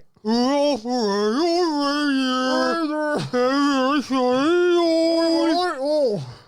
if you ever saw it, you even say it close. All the other Fuck this. you like to call him names. I'm done. Rudolph. Rudolph. Like Monopoly? That doesn't taste good. Naughty. It's like, That is gross. it's like almost. I can't get a That flavor. tastes like ass. No, it doesn't. That tastes bad, dude. Oh my god. Justin says, Taylor just said, who would feed these two children this much sugar before bed? Will's wife, ladies and gentlemen. Yeah. Woo! Beth, you and I are soulmates. Orange Tic Tacs are the fucking best. You pop them like candy, and you don't stop until the pack is gone. What was this? That Lip was pop. fucking terrible. That might be my worst ranked one. And I hated that lint truffle. Holy shit. Ugh. All right, let's get this candy cane Tootsie Pop. Tootsie Pop. Tootsie Pop. Sick and tired of hearing all these reindeers flying about. What's the deal with this Rudolph life, and when is it gonna fade out? I can't get this open. You need help. I need an adult. I like that. I love. This is gonna be taken so out of fucking context. Clip it. I love it. the giant fucking peppermint rods that you get, you know? The fucking thick ass rods of peppermint candy cane. Oh my god, dude. Fucking bite it off. Oh, get big ass chunks. I don't think you're supposed to bite 'em. I know, but I do it. I've never been a big Love 'em. fan of peppermint. But Really? It's good. It's a good peppermint. It's good a flavor. classic flavor. It's you not. know? It's not like overpowered. No. And there's a Tootsie Roll in there. Which he also doesn't like. Oh, boy. Oh, no. Oh, he just bit into it. Oh, no. It's like those big ass rods. How are the flavors together? Chocolate and peppermint, you can't go wrong. I fuck with that. Don't bite it.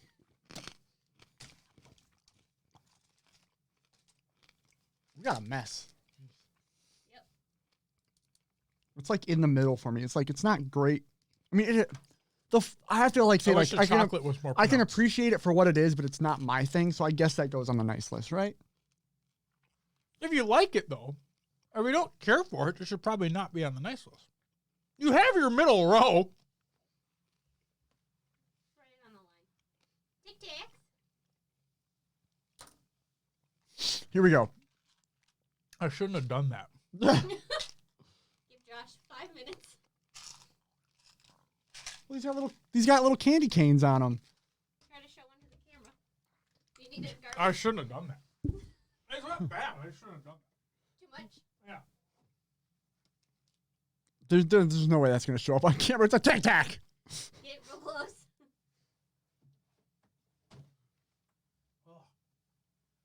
That was way too much. You gotta go down. Yeah, it's not happening. I fucked up. Not on that happening. one. All right. What'd you do first? Take The nice Tic Tac. Oh, okay. It's probably one I'm going to like. Is it also peppermint? Cinnamon. It says on there. It says cinnamon. Yeah, this one says Jolly Candy Cane. Yeah, that's candy cane. That's Let's say it tastes the same as the sucker, with a little Peppermint. with a little spice. A little spice makes everything nice. It is supposed to be a breath mint, so that makes sense. They're all supposed to be breath mints. They're not fucking breath mints. especially those orange ones. They're candy. They're candy. I eat the fuck out of them. Beth, too. Beth gets it. Ah. Did you just swallow that whole? No, I chewed it. I chewed it. I I mean, did not swallow it whole. I chewed it. It's yeah, fine. I mean, that's a mint. That's fucking literally a mint. It's a real, yeah. That's okay. Literally on the nice list because they're the nice Tic Tacs. No. I might even put them on naughty because I never buy them. I'll take a moment. Go ahead. Shit. I'm not going to I like took these. way too many, so they just came out a little too fast. Gosh. I was going to, but then he just took the. It's okay. I'm not going to like these. Nope, me either. What we're trying it? The cinnamon Tic Tacs. If you ever need a palate cleanser, here you fucking go. Yeah. I feel like I need to go get another soda. Go for it. They're in the fridge. Yes, please. Yeah. For please, him, please. obviously. Diet Coke, please. Thank you. Yeah, I don't like that. I mean, I like it more than the nice one. I should say it's not that I don't like them. I like the flavors just fine. But I'm a person who doesn't go out of their way to buy a Big's Red. Yeah. You know, like gum. Ugh. I don't Ugh. do that. I don't like cinnamon flavored gum, mints, stuff like that. The flavor's fine. It's just I wouldn't go out of my way. So I think both would probably be on my naughty. Are those the only Tic Tacs that we're having? Tic Tacs.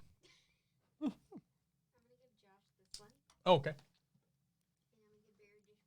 Ooh. Some nice boxes.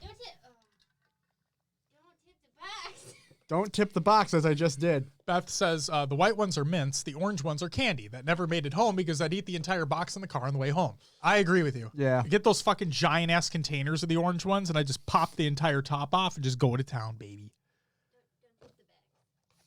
Oh, they're fucking Peeps. Oh, they're all Peeps. We got Peeps. Wait, are they all flavored differently? It looks like they have like cookie on the bottom or Yeah, something. Or chocolate. are they flavored Peeps? There's 4 different. Well, one is the original flavor for a. I bet the tree's the original. baseline. Yeah, I bet the original's the tree. All right, let's try Okay, it. so we have a tree. Go ahead and take yours. Out of We the have box. tree. Stuck Oh to my finger. God. It's marshmallow. We have a gingerbread man. That's shriveled. They look Yeah. Looks like a lump of poop. I can't show. You show. Okay, there's the box. Okay, we have a chocolate enveloped around the rim normal Peep.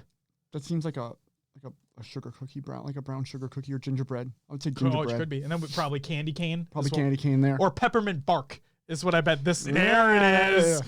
That's a good call. All right, what do you want to start with, the baseline? It's already. All right, the baseline. because it's already in my hand.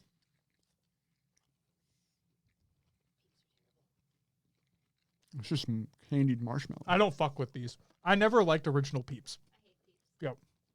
So Peep, Apparently, naughty. for Easter, there are lemon peeps that have some weird lemon bottom thingy, like the chocolate dip ones that are amazing. I fuck with lemon shit. According So to apparently there, you need. We really need them. There's lemon ones for, you said Easter. I have like a lemon cookie on the bottom or a lemon. It does sound good. This is absolutely gingerbread for sure. The gingerbread You man. can I mean, smell it. Makes sense. Look at the back. He's fucking encrusted. Oh my God. he looks like someone who's tanned for too many years. Poor guy. Oh, look, we have the Donald Trump Peep. He does look a little crusty, yeah.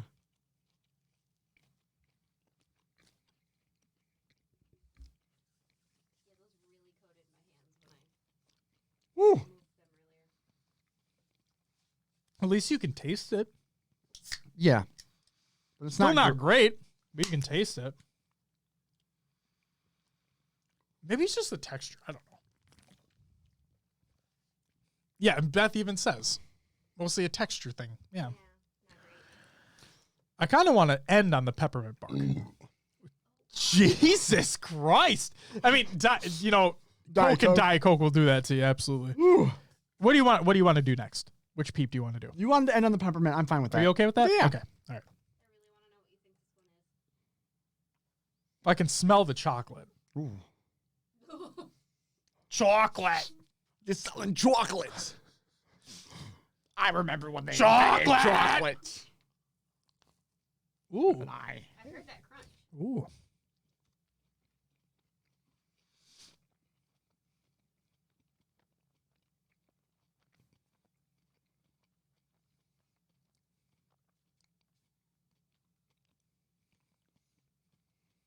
Is that hot cocoa? Double hot chocolate.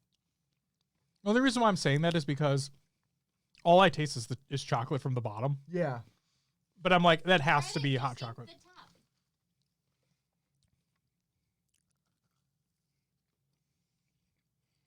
It's so muted with the peep. You know what the last one is? I'm gonna go get the. Oh, but that's a full-blown chocolate peep, though. Yeah. It's double hot Chocolate. I mean, I like that way better than the other two. Can agree. I could see myself continuing to eat those. That's what I'll say. Yeah. All right, here we go. Peppermint bark. I took a huge bite.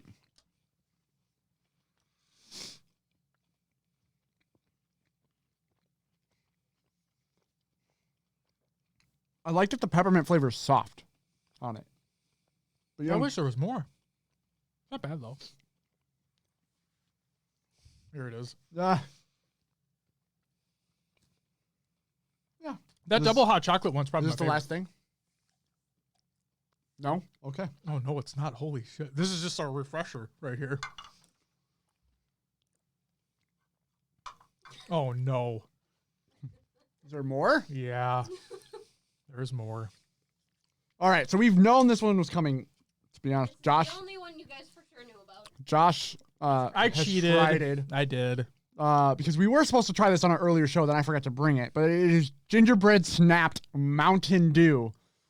So bringing it full circle. It's gingerbread flavored Mountain Dew.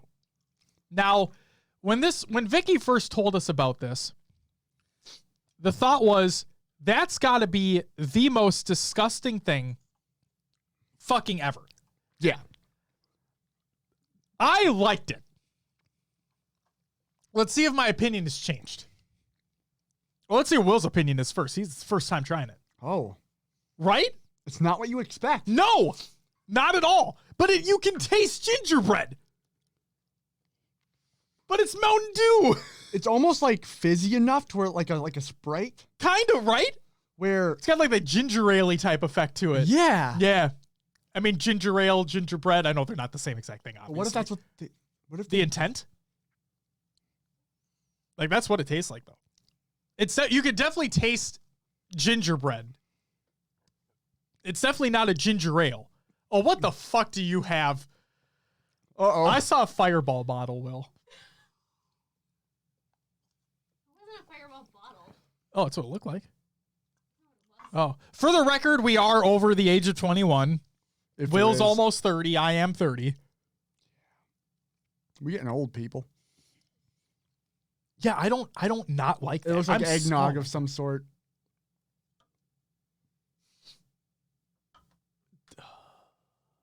I always say that I will try anything as long as it's not bugs, because my line Draw the stops line. there. Yep. But man, do I really not want to taste this. Can I sip it? Do I have to take? You do not have to drink the whole thing. I don't know There what this no is. Alcohol in it. There's no alcohol in it? No, it is not. Alcohol. Did I not see Fireball on the thing that you had? Drink it? It is. I promise you, it's not alcoholic. It might be like Fireball flavored, but it could. There's So probably it's a cinnamon. So is it a Fireball flavored like cinnamon eggnog? Is what this is? I bet that's what it is. Or it's like cinnamon horchata. Oh, that's what I hope it was. Yeah. Fireball eggnog, non-alcoholic. I've had my fair share of Fireball. Surprisingly, not as bad as I thought it was Yeah, going to I be. enjoy it. I'm surprised. Not big on the texture, but the flavor's good. Yeah, the flavor is good. For a red hot cake, you can add Fireball whiskey. Oh, so they branded their own eggnog. And sell it at the grocery store. Right. So they branded their own eggnog with their Fireball cinnamon flavor to it. And they're like, if you want to spice it up even further, add our own shit to it. That's not bad. That's surprisingly better than I thought it was going to They be. also had a peppermint mocha one, Holy shit. Mm. but I didn't want to buy a shit ton of eggnog because I've never had eggnog. And No, I think hear it you. sounds gross. Yeah, I hear you. That, you know what? Dare I even fucking say? But I'm going to say half the peeps are going on the naughty list, and then half the peeps are going on the nice list, and I already know which ones they are.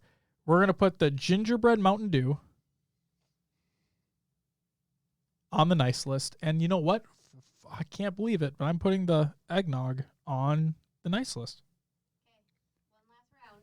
Oh, shit. Okay. But it's going to take a second, so feel free to Talk it up. Apparently, she has to prepare something for the last round. Last round, ladies and gentlemen, coming up. But man, That's surprising. Usually, I'm not one for the holiday flavors. There was more in here that I liked that I expected. Because everything, Yeah. I'm not a big fan of peppermint, usually. Yeah. Eggnog I could normally do without, but this one I liked. Here, let me get the trash. Okay. That way Clean up a little bit. Yeah, we can get ready for the final round, you know?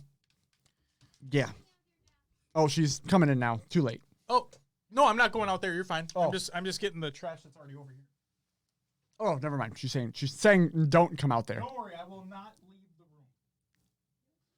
room. Beth says that sounds really good. I discovered a couple of years ago that I really like eggnog. I guess maybe I've never really had it, or maybe had it once and it wasn't good.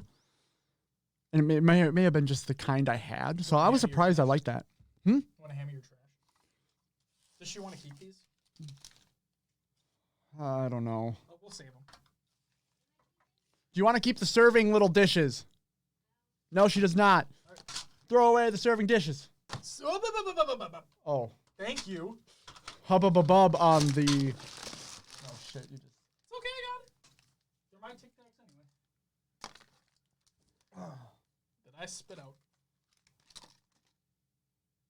Do we throw these away? Or they're probably not liquids, Throw though. these away. Yes, please throw away the snowman poop, please. Give me your the napkin under there with your things on it. All right, we're good. I think we're good with that, right? I think so. Yeah.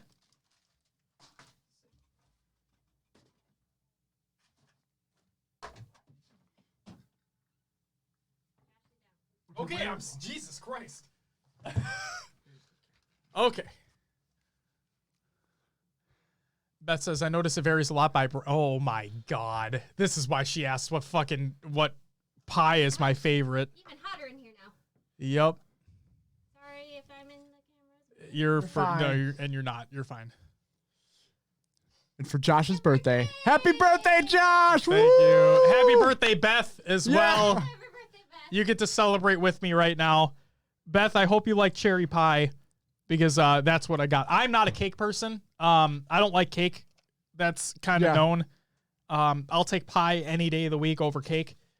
But so Vicky asked, I was so confused. I'm like, why are you just asking what everybody's favorites are? And then, of course, it's this. So I'm just going to blow these out and then we'll eat some fucking pie. No, you're fine. It should be fine. Happy birthday! Thank you, thank you, thank you. And Beth, again, happy birthday to you as well. Happy birthday, Taylor Swift, today. Happy birthday to Tom DeLonge of Blink-182 and Angels and Airwaves fame. You sprayed wax on Who the cares? That's fine. It's fine. Vicky, do you want some? I'll try some of his. Okay. Oh, I have Cool Whip upstairs. Do you want Cool Whip? Fuck no, I don't. You guys go for it, though, if you want I'm them. fine. I'm not a Cool Whip guy either. I know, shun me. Vicky, I'll need that later. thank you for putting this all together. That's Yeah. crazy. Look at all these are all the items right here. Look at how much paper. That's crazy, dude. I did that all today while I was supposed to be working. Don't tell my boss. Great job doing it on the live broadcast too. That's great. I'm just kidding. No, that's Because awesome. my boss watches. Hey, you never know. Anything could happen. Hi, Kalea. No, seriously, thank you so much. This is Yeah. awesome. Something a This little is- different. We actually hosted an Yeah. after show again. Yeah, it's been a while. It's been a while. Jesus Christ. Just gonna set those there for now. This was awesome. Fuck yeah. It was awesome. Yeah. This is sweet. Thanks for hanging out, people. All right. Let's. Oh, there's more. What? No, Not more. there's not more. Oh, scared. I was like, what the fucker? I What? was like, but I'm full. Yep. Vicky, did you make this? Yeah. Last night. Holy fuck. And now there's wax all over it. Eat a little wax. Uh-oh. It's just a disposable tin if you went through the bottom. Use a fork. You having trouble getting? Yeah, a little bit. We're just gonna go like these. Yeah, I screwed up. It's Okay. I think there's too many items to rank them like best to worst. Oh no, we're ranking the fuck out of them. God. Okay. Here, cut yourself a piece. Do you want me to move these out of your way? Oh shit! I'm sorry, I didn't realize you put them all there. Do you want me to cut? I'll cut you a piece here. Yeah, I mean, bye bye. I'm sorry. I didn't realize you had them all set there. I was too focused. I was too focused on my shitty cutting technique. My bad. I don't know if we have space to just rank them. That's why I'm moving these. I'm actually, when you said it's okay if you cut through the pie tin, I'm just afraid I'm going to cut my hand if I do that now. Yeah, I don't want to do that. All right, I think this one I got a lot better. Look at that. Look at that. Wow, that's that's way beautiful. better. You know what? That first piece of anything is always kind of hard to It dig is. out. Go ahead. It's all you. All you, my friend. I don't think I've ever had cherry pie before. What? Yeah. Okay, there are things, there are things in life.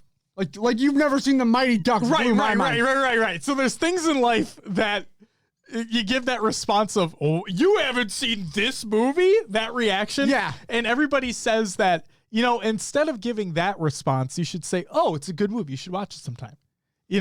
But when you say, I don't think I've ever had cherry pie before, my initial gut reaction is, what the fuck? Yeah. I thought everyone's at least tried cherry pie. Jesus. It's crazy. All right, let's fucking get in there.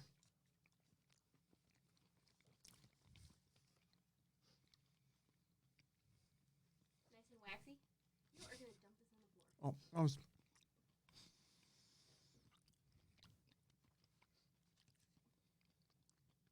It's good. What do you think? It's okay. Thanks for the vote of confidence, honey. That's a nice piece of wax. Did you use real cherries? Frozen. No, there should not be pits. There is. There's one. Frozen.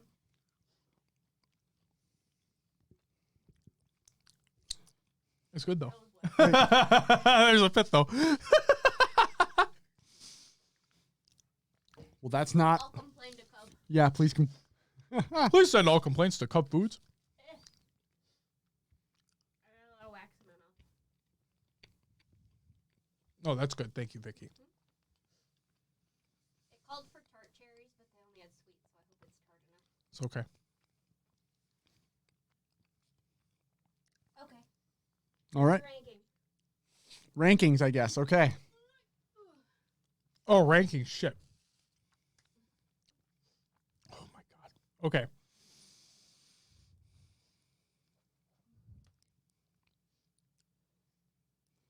There's too many. No, we're good. We're good. 24, not including pie. Okay. My worst is either, I think it's a 3-way tie. The snowman poop. No. Oh. The lint truffle, the snickerdoodle one. The lip pop. Is that really that bad? I fucking hated it. It That was thing like tasted very disgusting to me. generic, not good candy flavor. So I'd go like snowman poop.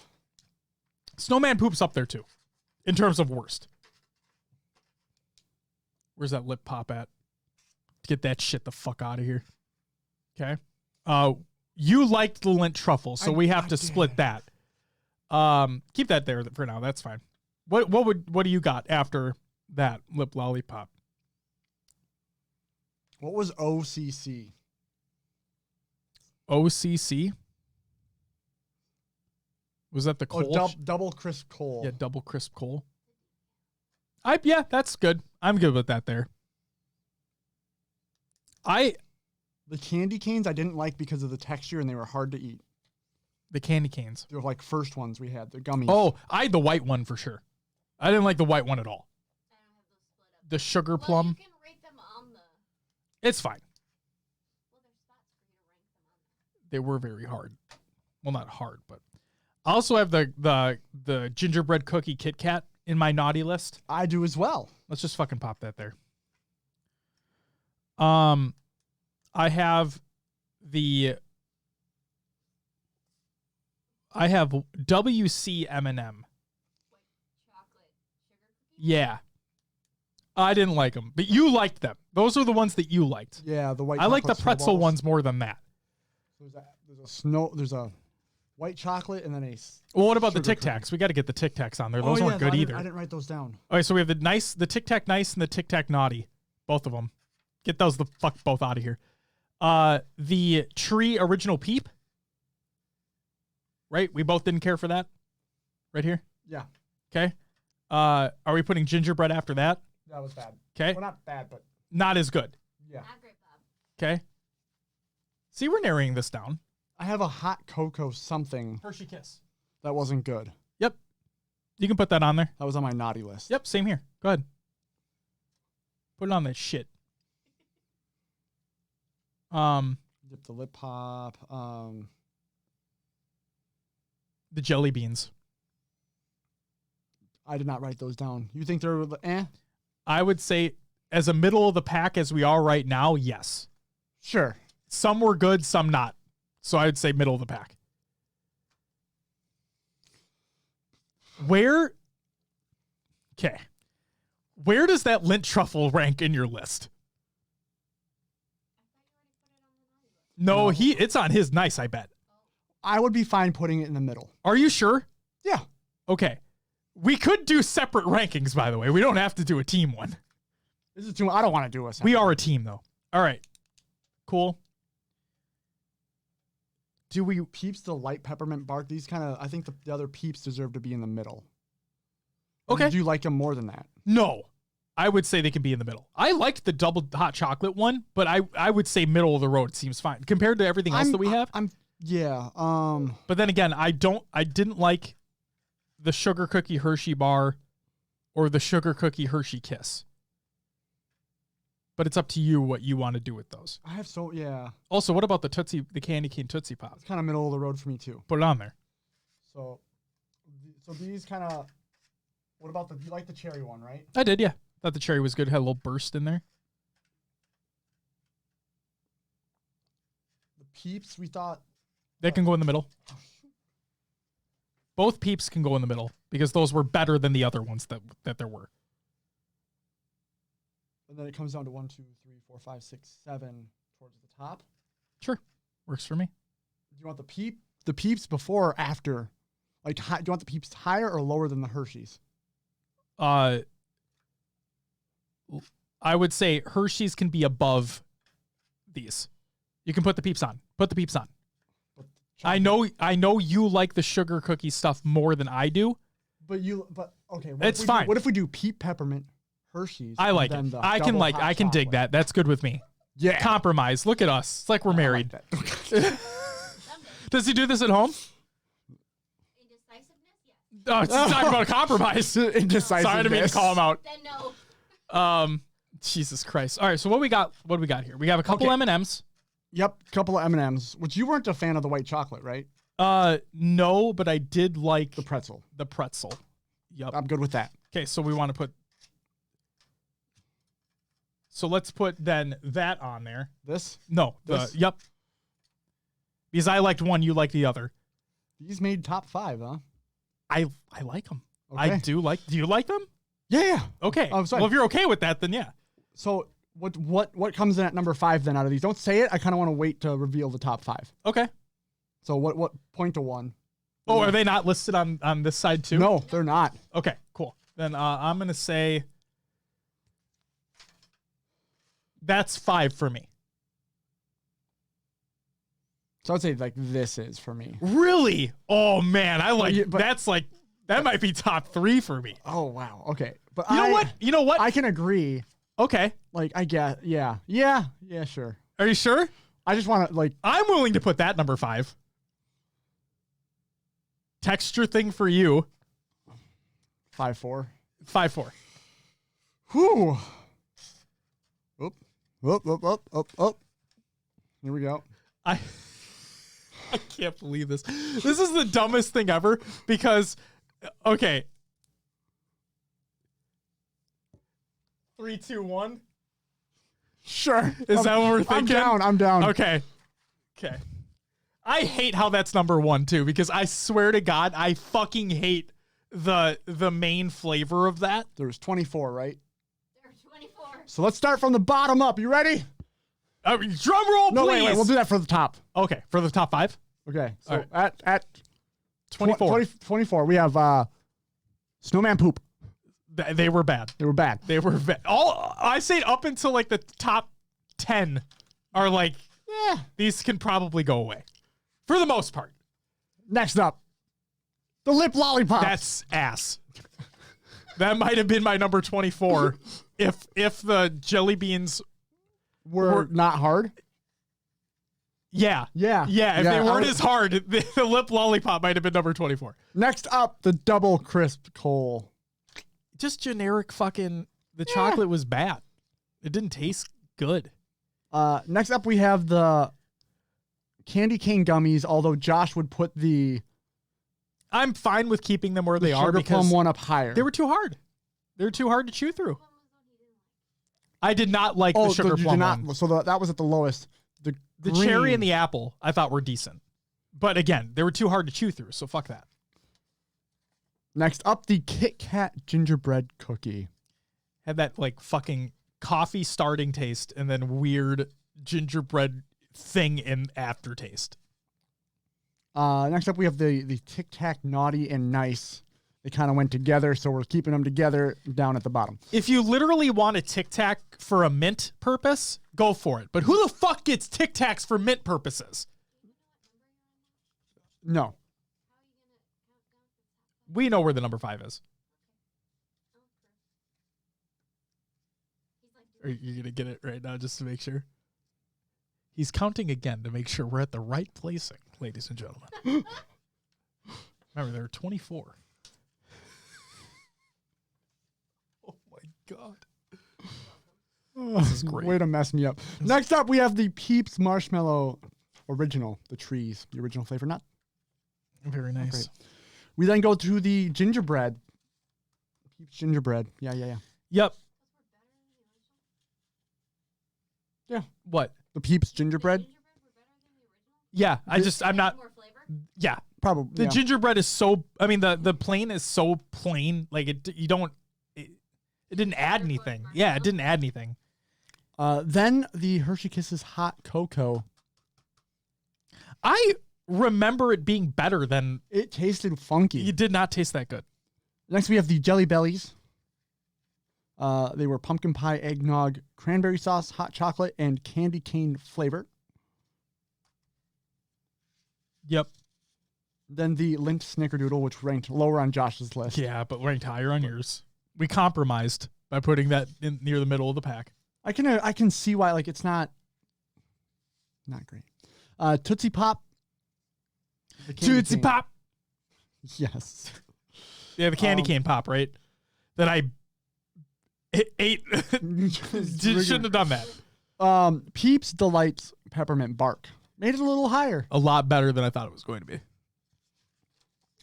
Then we had the Hershey Kisses Sugar Cookie. Higher on yours, not on mine. And then there's 2 different kinds, right? The Kiss and the bar.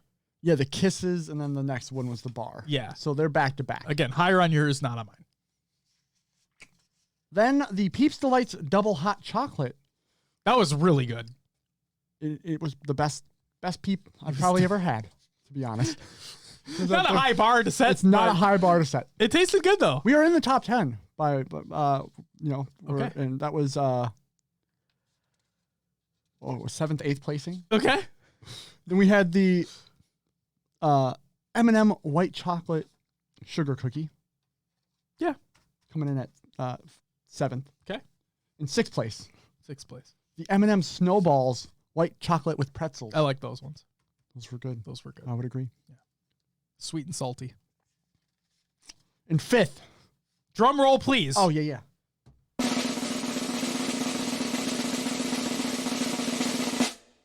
The Holiday Nog Fireball. Woo! Way higher than I thought that was gonna fucking be. Yeah, I've never really been like I said, never been a fan of Fireball or eggnog. I should say I've been a fan of Fireball at some one point in my life, but yeah, I think we both have. And then in fourth place, yes, I was gonna hit it because I didn't want to make you mad. the Hershey's Kisses cherry. Is it a cordial? Yeah, cordial cherry. Cordial? Yeah, you get that burst of like burst. Yeah, it fucking bursts in your mouth. It gushes in your mouth. Will. Making the top 3. Oh, I was early. Reese's Big Cup Peanut Brittle. I really, really, really liked it. Like that was very, very, very good. Beth says, adding some of that to our grocery order for the weekend. See, there you go. Of Mickey. the eggnog? Yeah. Okay. I'm so surprised that was better than I thought. Second place, a runner-up in the holiday taste test. Mountain Dew gingerbread snapped. It was not bad. I was pleasantly surprised. Right? Fun fact about that. So Will mentioned that I tried it before you guys brought it over here because you're going to bring it over a lot earlier. And I found it at a store and I'm like, you know what? He hasn't brought it over yet, so fuck it. I'm just going to get one and try it. I got in my car, started driving, cracked it open, took a sniff, and I'm like, that smells like gingerbread. I started smiling because I'm like, what the fuck am I about to drink? I took a sip. I started laughing out loud in my car alone at how much better it tasted than I thought it was going to. One of the biggest surprises, other than Halo Infinite being better than I thought, like one of the biggest surprises of the year by far. All right, and that means in first place, the winner, whatever you want to call it, the biggest surprise to me, fruit and yogurt snowballs.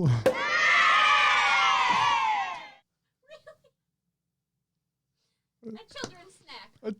Yeah, and I hate yogurt, so that's good. Those were really good. The texture was so fucking weird, but man, Beth says was going to add the gingerbread Mountain Dew too, but they don't have it in our store. You can order it to be shipped, but it's like $4 for one can. I'll wait. I'm sorry, Beth. It's a bummer. It is a bummer. That's a bummer. But yeah, it's if you ever have the opportunity to try it, you should. It's fucking weird and it's good. It's good. It's good. Celebratory fucking Welch's yogurt balls as number 1. Are these aren't holiday, are they? They're strawberry. Snowball. Oh. They're baseballs. I could just keep eating those. That's the thing. Like that's number 1. Like, oh, look at, we got a chonky boy in here. They have such a, this is going to sound stupid, but they have such a good mouthfeel. Good texture. They do. They really do. And they're sweet and they're tart. They're smooth. That's number 1. And I hate yogurt. You don't taste the yogurt. No. That's what's good. good. It's not like, it gives it a smoothness. Part of me thought it was going to be like a white chocolate thing. Oh, is it skyrocketing now? Yeah. Arrows straight up. Part of me thought it was going to be like a white chocolate thing. But I'm glad, either way, I'm glad I can't taste that, regardless of it being yogurt. Like, that's really good. That's definitely number really 1. Really good. Who would have thought? Hey, look at us. Look at us. Who would have thought? Not me. Your daughter might be getting some for Christmas. They can steal them from I will gladly take them from her. I'm so surprised Mountain Dew made number 2. Me too. A little bit. We are Mountain Dew fans. Like, that's kind of a bias there, but like, that's such the most random ass flavor. Oh, okay. Yeah, I'm fine. It's like the most random ass flavor. It's good though. That's the thing. It's so good. It's so well done. Yeah. And thinking about it, like we talked about, it has that like ginger ale type experience to it. So it's not like when you think gingerbread, like gingerbread Mountain Dew, that sounds fucking disgusting. Like our initial thought was. And then when you taste it, you're like, no, it's got like a ginger taste to it. Yeah. Like Beth says, I had yogurt-covered blueberries in one of those P3 snack things, and it sounds like that was kind of the same thing. I never would have thought it was yogurt. It does not taste like it at all, which is good. Like, that's a good thing. We don't want it to taste like yogurt. I don't. I think when it's like the dried yogurt like that, it's kind of different. Yeah, it's really smooth. Chocolate, but not. Right. And I found it so surprising that the Hershey's Kiss tasted more like a sugar cookie to me than the bar did, and they're the same exact fucking thing. It's so weird. Huh? They're the same. They were next to technically, each yeah, other, they're like like- the same placing. Either way. I mean, I didn't care. They're not even on my nice list, so I wouldn't give a shit either way. But oh, guys, it's 11 o'clock. Yeah, I think it's about that time. I think it is too.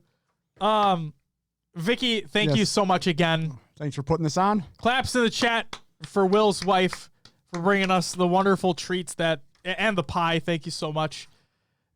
And wow, what a fucking after show that was. That was something. Holy moly. And you went all out. You had got cards and packages for everything as well. Man. Awesome. Like Will said, if you're this is only for video watchers, so this will be on the VOD and all that fun stuff. So fuck yeah, this is awesome. Yep. This is great. Man. All right. Well, we've been literally live for just over, again, 4 hours. 4 hours. So how long was that episode? 4 hours and what? Like it was like, I don't know, 15 minutes. I can wait. No, I'm just kidding.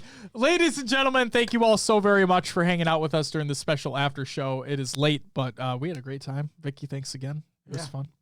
Come find us in Raleigh. Come find us in Raleigh. I'll be there, but not there. Yeah. Vicky will be there, just not in the venue. So if you see her outside the venue, say hey. We'll be back next week to talk about all the shenanigans that happened in Raleigh. But again, thanks everybody for hanging out with us for the live show.